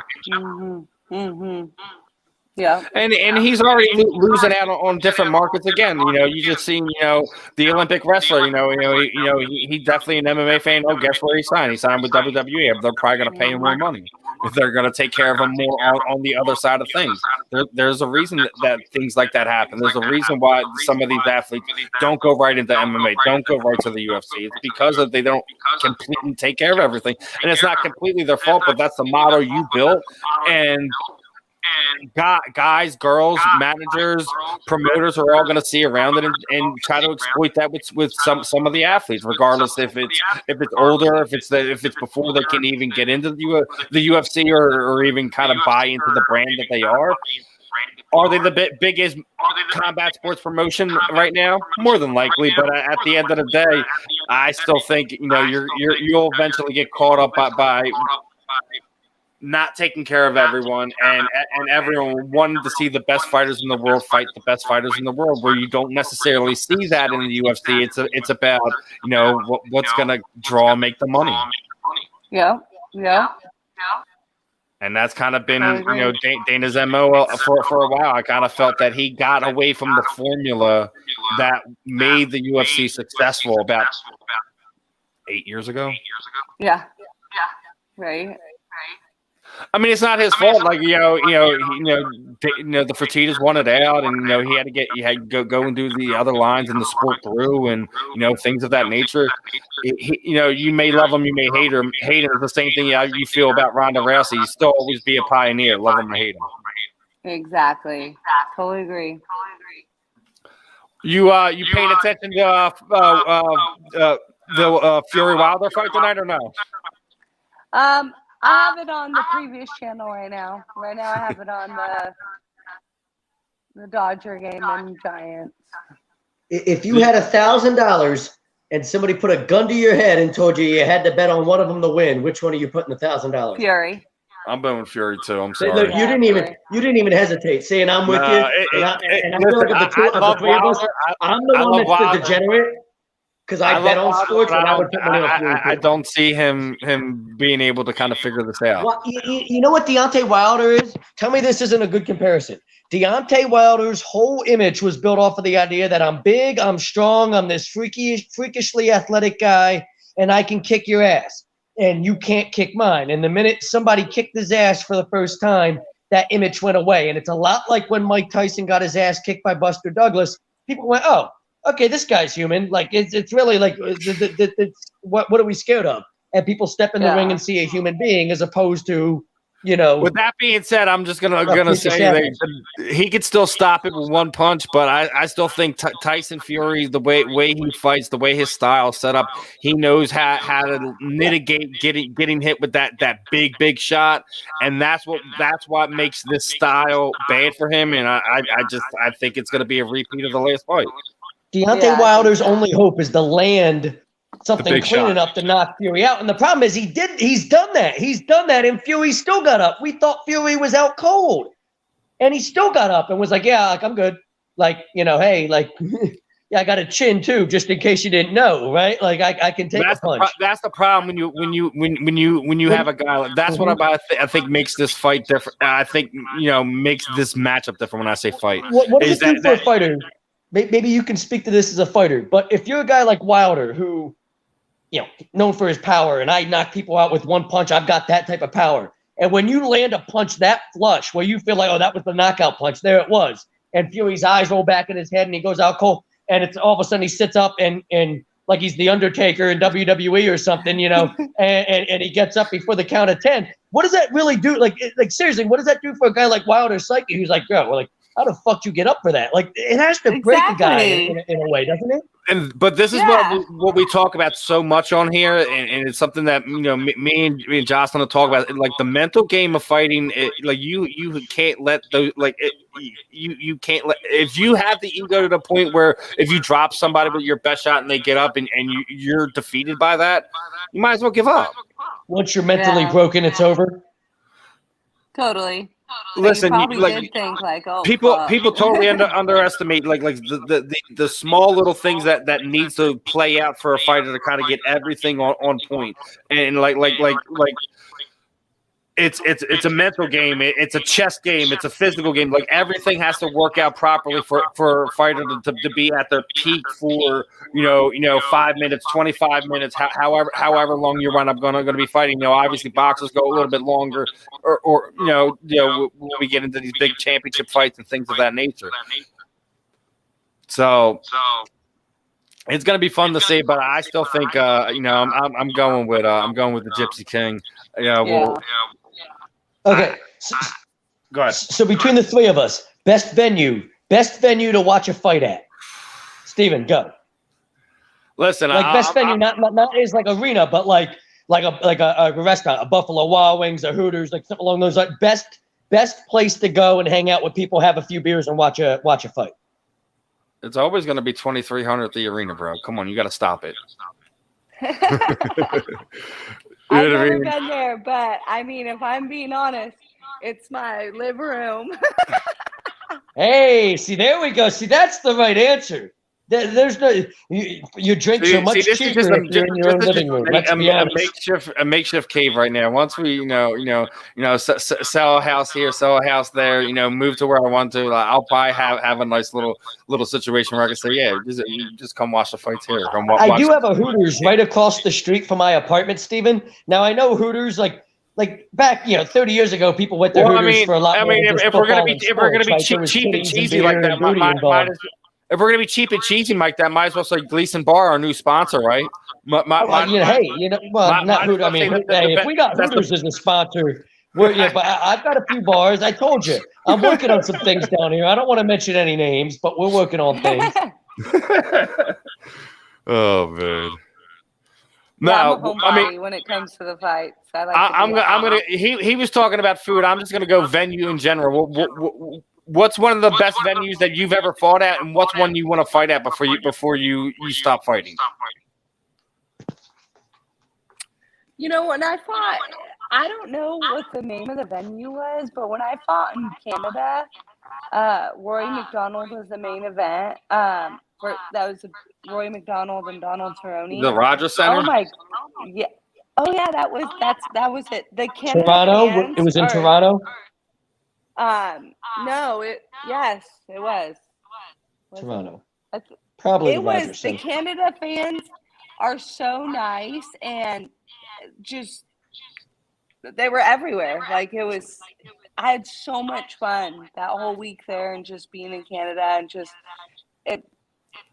I would want to go back there. I had a great time. But nothing beats fighting on the Conor McGregor, Jose Aldo card, sold out MGM. Like that was insane. I remember watching that knockout like in the back in the locker room, and I looked at Coach and John Crouch was like, "We got to go," because it was just chaos. It was chaos.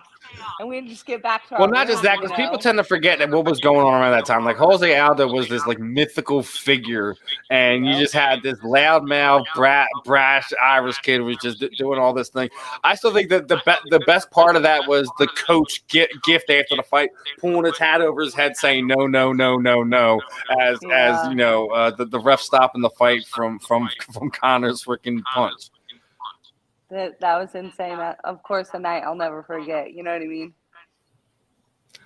It's definitely one of them. Is there a venue that you want to fight in before you get ready to finish it and call it a career? No, not really. No, I think it'd be cool to go to New York or something, but there's not one like on my list. I'm just excited to fight again. And speaking of which, like we talked about who they have under there. Is there a name, or is it you don't really care who they send? Whoever they send, is it just the person on that's gonna get the beat down letter on that one? Because obviously, you got a few years of frustration of training to get out on whoever's gonna be on the other side of that BKFC contract. I'm down to fight anybody, but if I'm being 100% honest, it'd be cool to fight Paige. She's 0-2. She's looking for a win, right? She's the money girl in with the company, signed a big-ass contract. So I think Paige and I, we crossed paths a long time ago in the gym, in Sacramento. But we've always been cool, nothing against her, but I think it'd be cool to fight her. I think it'll be a fun matchup. Obviously, you're the new signee. I believe that should be the last fight on her contract too. I think she only signed a 3-fight deal, right? Oh, I couldn't tell you. I know she signed a big ass deal, but yeah, I know she signed a big ass deal that a lot of people feel that she hasn't lived up to, etc. We can debate the merits of it or not, but hey, at the end of the day, if they feel that she's covered her end, that's their prerogative. Exactly. So.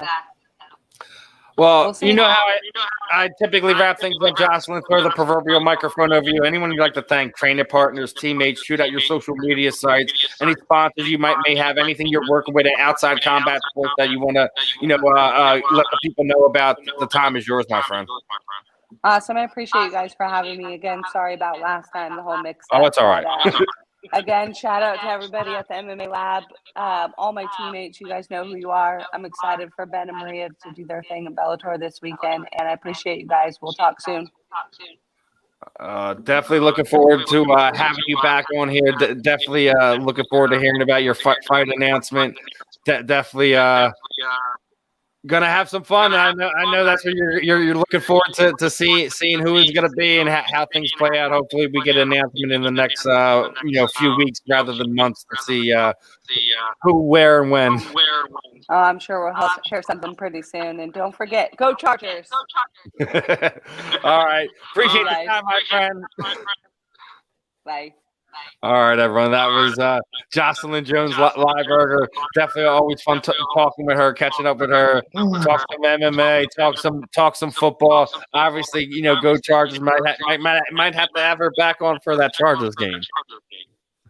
Yeah, listen, the Chargers, and remember me and you talked like late last year, and I told you like how much I was like, the Chargers could be really good next year, like, and there's certain things, if you pay attention at enough of the end of a football season, you can really learn some stuff about certain teams, not every team, but certain teams for the next year. I think this with the Chargers was very easily predictable, right? I mean, you knew they had Herbert, who's an absolute pimp. Like, that kid's an absolute stud, and he's still a puppy, right? Like, you talk about stud puppy. The term stud puppy was invented for kids like Herbert. Just turned 22, young as hell, got everything you want, right? 6'6", 240, everything you could possibly want in a quarterback. The big, strong arm, can make every throw.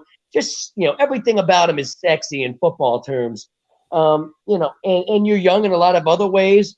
Maybe we wouldn't have said this, 12 months ago, but Kansas City all of a sudden is the team in that division that needs to kind of be like, what we know you guys are good, but you guys have been the same thing. We got a good question right here. For how many years, right? And now that we're talking about it, you got a good question right here. Who do you feel is winning that Sunday night football game? You got the Bills and the Chiefs. I like the Bills. Listen, and here's the other thing: the Bills actually might be finally. This might be finally the team, finally the year that they might finally put together and get that championship. They had that great team from the team in the '90s. They weren't able to beat the Cowboys, or they weren't able to beat the Giants or whatever. They had. It was a tough time to be an AFC team. Let's be honest. Going up against all types of just phenomenal NFC teams, right? It was really tough to play in the AFC at that time. between the Redskins, the Giants, the Cowboys, the 49ers. I mean, oh my God, they're like, the hell, like, Jesus Christ, like, AFC was just overmatched. But it's not just that. Kansas City's defense, hell, we showed how bad their defense is, right? What do you think Josh Allen's going to do to Kansas City's defense? If you saw what Jalen Hurts and in our whole squad did, I mean, you think Josh Allen and Stephon Diggs? And I think if all these guys are going to absolutely destroy that Kansas City defense, that might be like one of the college games you saw today, Steven. I'll say this, man. Josh Allen is probably one of the under-respected, elite quarterbacks in this league right now. He's an absolute pimp. Everything you could possibly want in a quarterback. And it drove me crazy when somebody told me, oh, well, we were saying the same things about Josh Allen that we're saying about Jalen Hurts, going into his second year about how he couldn't make every throw and his inaccuracy and yada, yada. Yeah, but he has every other trait that you want in a quarterback. Dude, he's got a lightning rod for an arm. I mean, like, literally got a lightning rod arm. Right? Yeah, like, I mean, you talk about the ball. When the football gods made Josh Allen freaking, Thor freaking dropped down and said, here, have a lightning bolt. You know what Josh Allen is? You know what Josh Allen is? And here is like the best way to describe Josh Allen. Tell me this isn't spot on. He's a bigger, stronger, more athletic Brett Favre. That's Josh Allen. He's just an absolute gunslinger that thinks he can make every throw, and he probably can make almost every throw if he's making it at the right time and the right, if everything goes right. There's probably not many throws he can't make. But that was Brett Favre. He was a gunslinger, thought he could make every throw. The difference, if Brett Favre played in today's NFL, when everything is pass interference, if you even breathe on a receiver and shit, oh my God, imagine the numbers Brett Favre would put up. But that's what Allen is. He's a more athletic, bigger, stronger Brett Favre. He's an absolute gunslinger, and then he wants to make every throw, but on top of it, and just like Favre, who could shake off people in the pocket, so can Allen. But on top of it, Allen can run like he's, an electric athlete. Favre was okay, or especially early on, he could use his legs, but he wasn't ever an electric athlete. Josh Allen's a pretty electric athlete with his legs when he wants to be. When he wants to lower his shoulder and just like use his legs and run you over and be, like that guy that's running the ball, we've seen it. So he's special. He's a special player. I'll tell you what, though. I don't know if Buffalo's an under-the-radar Super Bowl contender because I think there was a lot of people talking about them preseason. It was kind of Kansas City, Buffalo. Those seem to be the two sexy picks. I'll tell you a team. Come playoff time, what wins in the NFL, Steven? To this day, what still wins in the NFL come playoff time? Defensive running the football. Elite defense and running the football. Who has an elite defense and runs the football maybe better than – who has that combination better than anybody in football? Tommy Boy's in the house. So answer my question.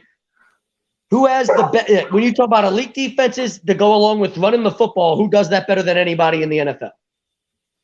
I would have to say the Bills. No, Cleveland, when you combine their defense and their running attack between Chubb and then Kareem Hunt, I don't even think it's close. That Cleveland, you saw what Buffalo has a good defense. But we've seen firsthand Cleveland's defense this year already, what they did to Chicago, who, they've got a rookie quarterback, but Chicago just won last week, right? Like, they're not terrible.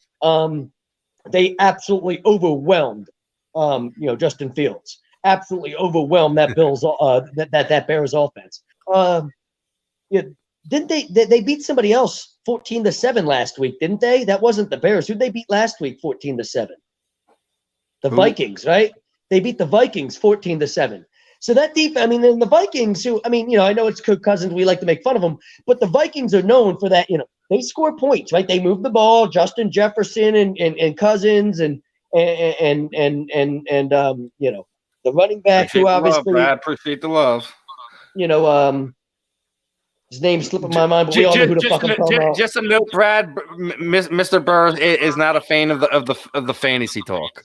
Because this is in there. Who's talking? We don't talk fantasy on this show, my man. This isn't fantasy. This is just real talk. This much. I know you lost Russell. Don't never go with Danny Dimes for anything. Never go with a man named Heine. So you go with Burrow. But if you want to talk fantasy, wait till October 23rd. This is called a segue, Steven. That's what we call this in the business. All right, take notes. Yeah, I know this is no notes, but take notes. So, it's called a segue. Speaking of fantasy, October 23rd, Alan Foy of eXp Realty, our sponsor. There you see it down the bottom hand corner, sponsored by eXp Realty. Well, Alan Foy of eXp Realty is going to have his own segment. Come on with us. We're going to call Alan's Basketball Corner, Coach's Corner, whatever you want to call it. We're going to have a lot of fun. He coaches for Bordentown now, big NBA guy, big basketball guy, and you happen to be in luck because he's a huge fantasy football guy, which I'm not.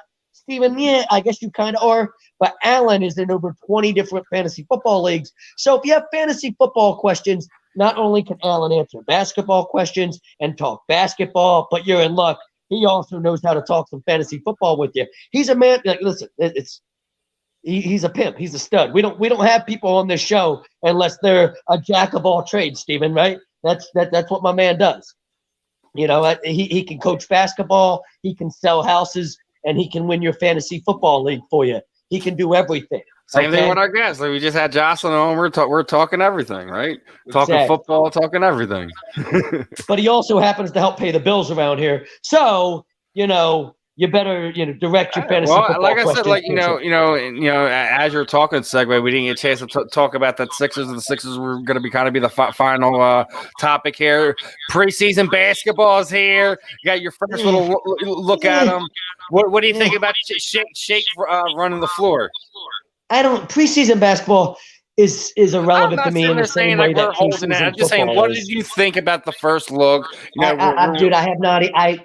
I'm not even going to lie. I haven't, for me, I don't pay attention to preseason basketball. The first couple weeks of the NBA season is kind of that's when everything starts to matter and you learn things about guys. Jimmer Fredette had a good preseason one time. Remember when Jimmer Fredette had a good summer league? Oh, good times. I remember. Listen, I'm not talking about the summer league. I'm just saying the same. Hold on. Jimmer Fredette had a summer where he was almost as popular as Tim Tebow was. Think about it. Jimmer Fredette had a Tim Tebow-like summer where literally he was the most popular basketball player on the planet. I remember going to open gyms in high school, Steven. We were going to open gyms, taking fadeaway threes, saying Jimmer as we took our fadeaway threes.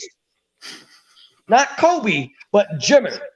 I'm telling you, Jimmer was his own type of goddamn phenomenon for I don't know, 12 weeks. 12 weeks.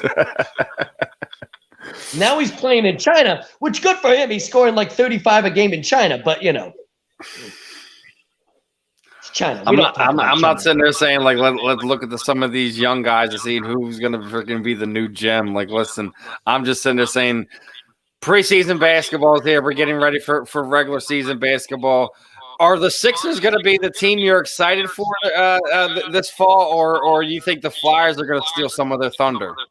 Oh, the Flyers the Flyers always steal some of the Sixers' thunder. Let's be honest, they always do it. But you know what I'm really looking forward to with the Sixers? I'm looking forward to this shit show involving them and Ben Simmons. It's going to be entertaining. I mean, you know what it's going to be? It's going to be. Why are you looking forward to this? Hold on. It's going to be Terrell Owens doing sit-ups on his front lawn entertaining. That's what this Ben Simmons situation is going to be. Okay, hold on. The difference is I actually liked T.O. before then. I actually thought it was funny, but that was beside the point. This is just a spoiled kid.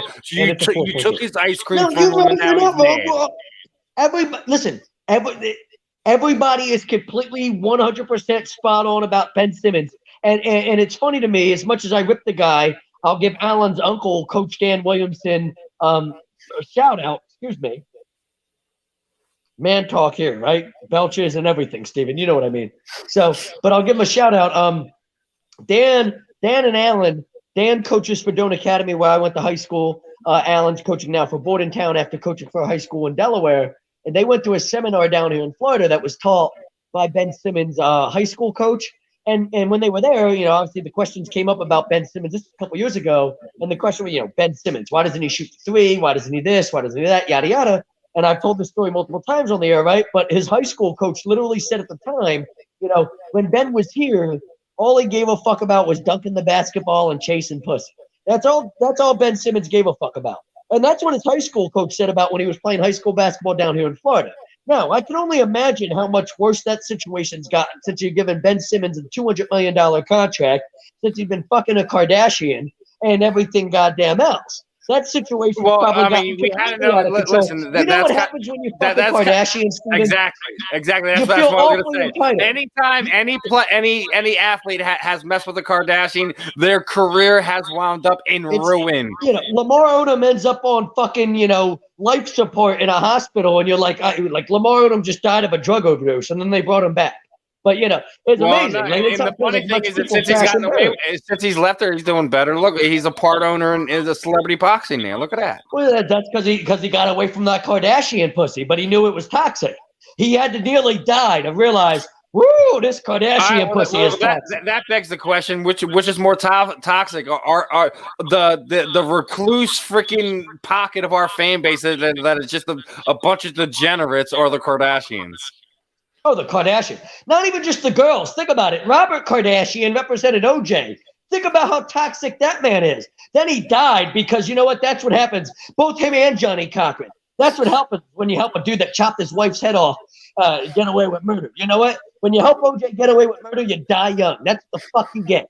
Fuck you and fuck you. To Robert Kardashian and Johnny Cochran. Fuck both them motherfuckers. That's what the fuck they get. But the Kardashian name's been toxic ever since he got OJ off with murder. That's when it all started. It's literally ever since then, it was just like, you know what? Yeah, OJ's off with murder, but you know what? We're going to put a curse on your family that's just going to last generations and generations. The motherfucker dies and his daughters carry on the curse, and now they're just passing it on to NBA players and their children. It is a fucking issue, Steven. Somebody has to put a stop to it. Maybe this Ben Simmons story will teach these fucking, athletes not to fuck around with a Kardashian girl. But good Lord. Or a Kardashian of any kind, let's be honest. So, but let's go back to the legitimate side part of this. Me and you've been talking about this for well over a month now. I think me and you have both agreed that it's going to take more than one team to make this thing happen. Yeah, I mean, a multi-team trade's always better. Yeah, absolutely. I mean, yes. That's where you can do, because now it opens up options, which is what you need in this Ben Simmons situation. You need as many options as possible, right? Because your hands are tied. Here's the thing. When you're doing this, obviously you're going to have to give up more than Ben Simmons when you bring in multiple teams. What, if anything, extra? You need to target a team. You need to target a team. Like, for example, if there's a team that has a player that, like when we traded for Tobias Harris, right?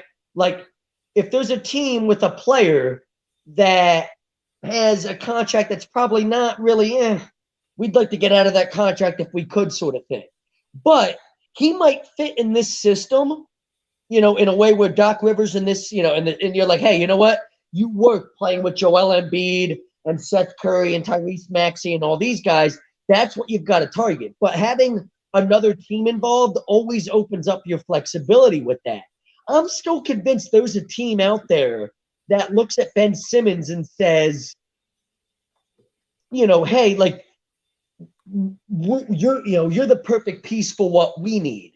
Like I've always said, the Nuggets, who have Nurkic, who just won the MVP, or Jokic or whatever, right? Jokic, who just won the MVP, Jamal Murray coming off the knee injury. Okay, you don't know what it is, right? But you got Murray, you've got Jokic, they've got Michael Porter Jr., right?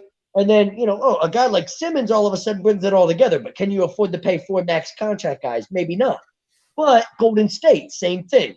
Perimeter players, Steph Curry, Klay Thompson, a couple young bigs. Ben Simmons fits in perfectly with that nucleus. But you've got to target, a team like that where it's like, hey, this all works perfectly together. So why don't you go, okay, if we can get the Warriors involved with the deal and the Timberwolves involved with the deal, who seem to be willing, or the Pistons, who have heard a lot of noise about, that's where you can make your money, right? Because you might be able to work something out in a 3-team deal there where there's something coming back from both Golden State and from Detroit where you feel like it works enough for you where you like it. But just trading with one team right now, you don't have enough leverage to make anything work. What is Golden State going to give you that makes you feel like you're getting anything? Andrew Wiggins and a couple late first-round picks? Pass. What is Minnesota giving you? They don't want to give up Anthony Edwards. We know that. They're going to give us, D'Angelo Russell? Is that who the fuck they want to give us? And what, they're going to give us a couple first-round picks in D'Angelo? I mean, maybe. Because their first-round picks are probably going to be good ones. But still, Detroit, everything's right? Nothing. You don't really like any deal you've heard for Ben Simmons so far. But what if you get a couple of those teams where you're like, about, and you get them both involved in the deal, and now what you've got is, something more intriguing. Because if Detroit went, we'll give you this. Well, you already said you'd give us that. Golden State says we'll give you this. Now you got both of them involved in a deal. You get a couple different things back. Do you feel like you're, making out in the I don't know if you feel like you're making out, but you feel like you got your money's worth, right? Like it's all worth. Like you're not trading them for a new bag of basketball. Would you rather pick? You're also getting out of a terrible contracting situation. Now here's the thing: would you rather draft capital or young talent that could help you win now? I want young talent that can help me win now because we're in win now mode. So I want young talent that can help me win now. Absolutely, but draft capital was never bad, depending on the draft capital we're talking about. Right. Like if it's Golden State, I have no interest at all in your 27th overall pick. Like no interest. I just don't care. Like it's just irrelevant to me. It really is. But Detroit, I'm listening. You've got first round picks I'm interested in. Minnesota, you've got first round picks I'm interested in. Yeah. How about this, though? I mean, has anybody ever thought, maybe this would never happen, but has anybody ever thought of the idea of, since you don't have, maybe if you packaged Ben Simmons and some first-round picks, all of a sudden now you have the leverage. What does Minnesota say to the idea of Ben Simmons and 3 future first-round picks? I wouldn't do 3. I would do 2. I would do 2, not 3. Hold on. What if I said Ben Simmons and 3 future first-round picks for Karl-Anthony Towns? Nobody's ever going to sit there and be, what are you talking about? Okay, but if you're Minnesota and you're not really any good anyway, and you got Ben Simmons and 3 first-round picks for Karl-Anthony Towns, maybe you could do a lot with that as far as spinning that into something else.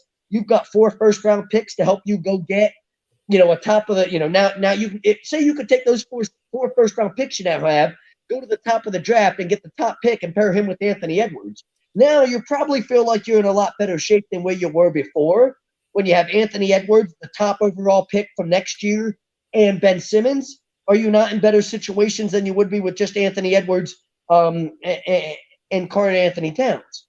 Maybe, but it's probably something that would never happen. But it won't happen and they're not going to call you. You got to pick up the phone and call them, sort of thing, right? But I might get to the point where I'm like, listen, I've got Ben Simmons, 2 first-round picks, and this guy, what the fuck's the guy? Kirk and Forkmas? Is that who the fuck that everybody's in love with here in Philly? That I don't know what the fuck they love about the guy. Kirk and Forkmas, that's the guy, right? Yeah, that's the one they're on love. And speaking of love with, what if you want Ben Simmons, 2 first-round picks, and Kirk and Forkmas, and you offered that to a team for a guy that all of a sudden now, like, we can get a legit player back in return. We're getting another, we're pretty much getting that 3rd superstar we felt like we needed, sort of thing. Want to throw you got to think outside the box now, Steven. That's what you've got to do with Ben Simmons.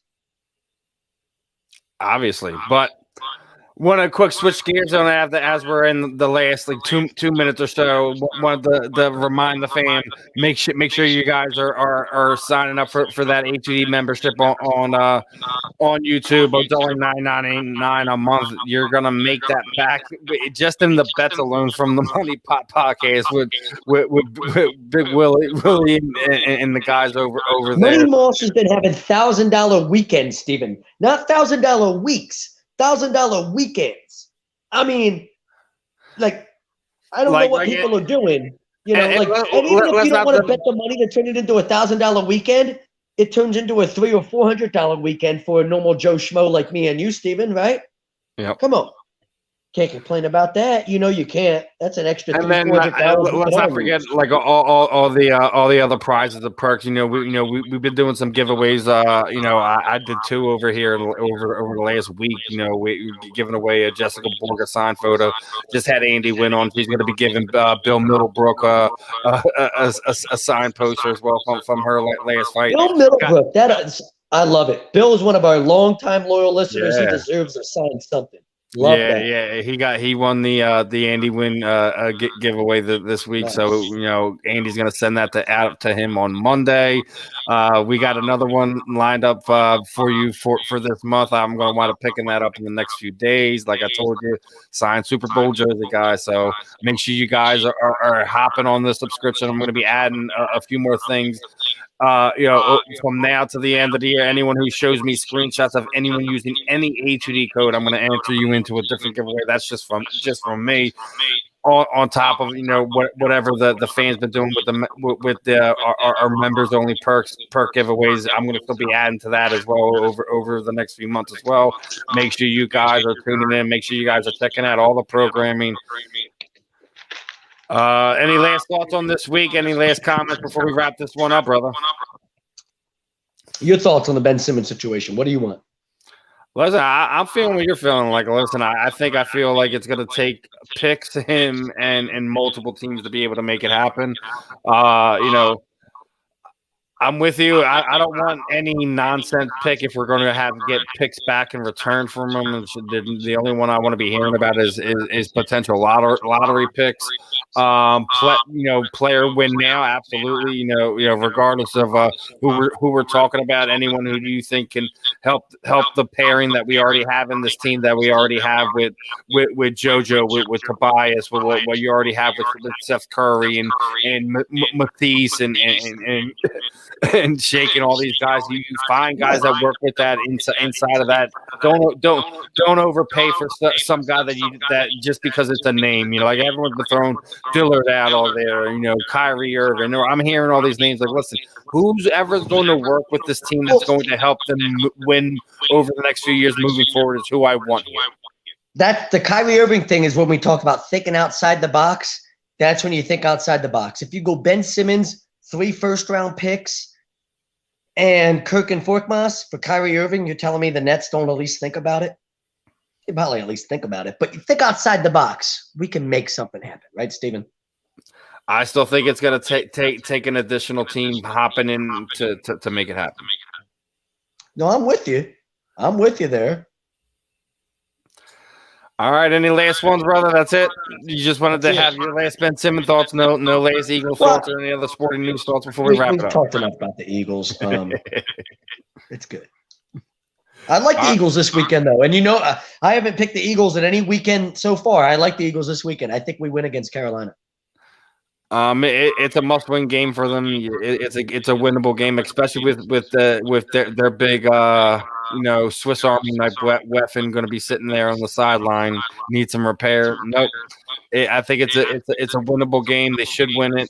It might be ugly. It might not be pretty, but anything to not go like 1-6 or 1-8, whatever it want to be. We have a tough stretch coming up ahead of us. That we're gonna find out what this quarterback's made of. We're gonna find out what this coaching staff's made of. We're gonna find out what this team's made of. One last thing. Hope we get Lane back. Within the next few weeks. We hope whatever personal issue he's dealing with, passes and he's able to get back with this team. He's the guy we need. Having Jordan Mailata on the other side with Dillard hopping in there, still on the left side, just doesn't sit well with me. Hopefully we get the big man back. Yeah, he's kind of the heart and soul of that offensive line. As much as it is Kelsey, I still think it's more Lane and Brooks. They're the kind of ones that get that offensive line and keep it going in that mean and nasty offensive line that we knew from that 17th season. Yeah. But hopefully we'll get healthier. Hopefully this team continues to surprise us. Hopefully they'll pull out this victory tomorrow afternoon. we'll see how that all goes. For other than that, that's enough for us for this week. We'll be back next weekend on our right time. As far as I believe, no more tournaments next week, Mr. Burr. I've got tournaments all October long, but we'll go with, it is what it is. We'll figure it all out as it happens. Next week we should be good. I'm back to my normal place in Plant City. It should be like that time where I might be back at 7:45 for an 8 o'clock show, but I'll be here if we have to push it. 5 or 10 minutes later we do, but we'll be good next week. Has it been 4 hours? I thought it's only been 2, but that's just it hasn't been 4 hours. It's felt like 4 hours. I have that effect on people. Hey, listen, time flies when you're having fun. First and foremost, appreciate you guys hopping in, and we're getting ready to wrap this one up. I don't believe the In This Very Ring guys are here tonight, so let's help.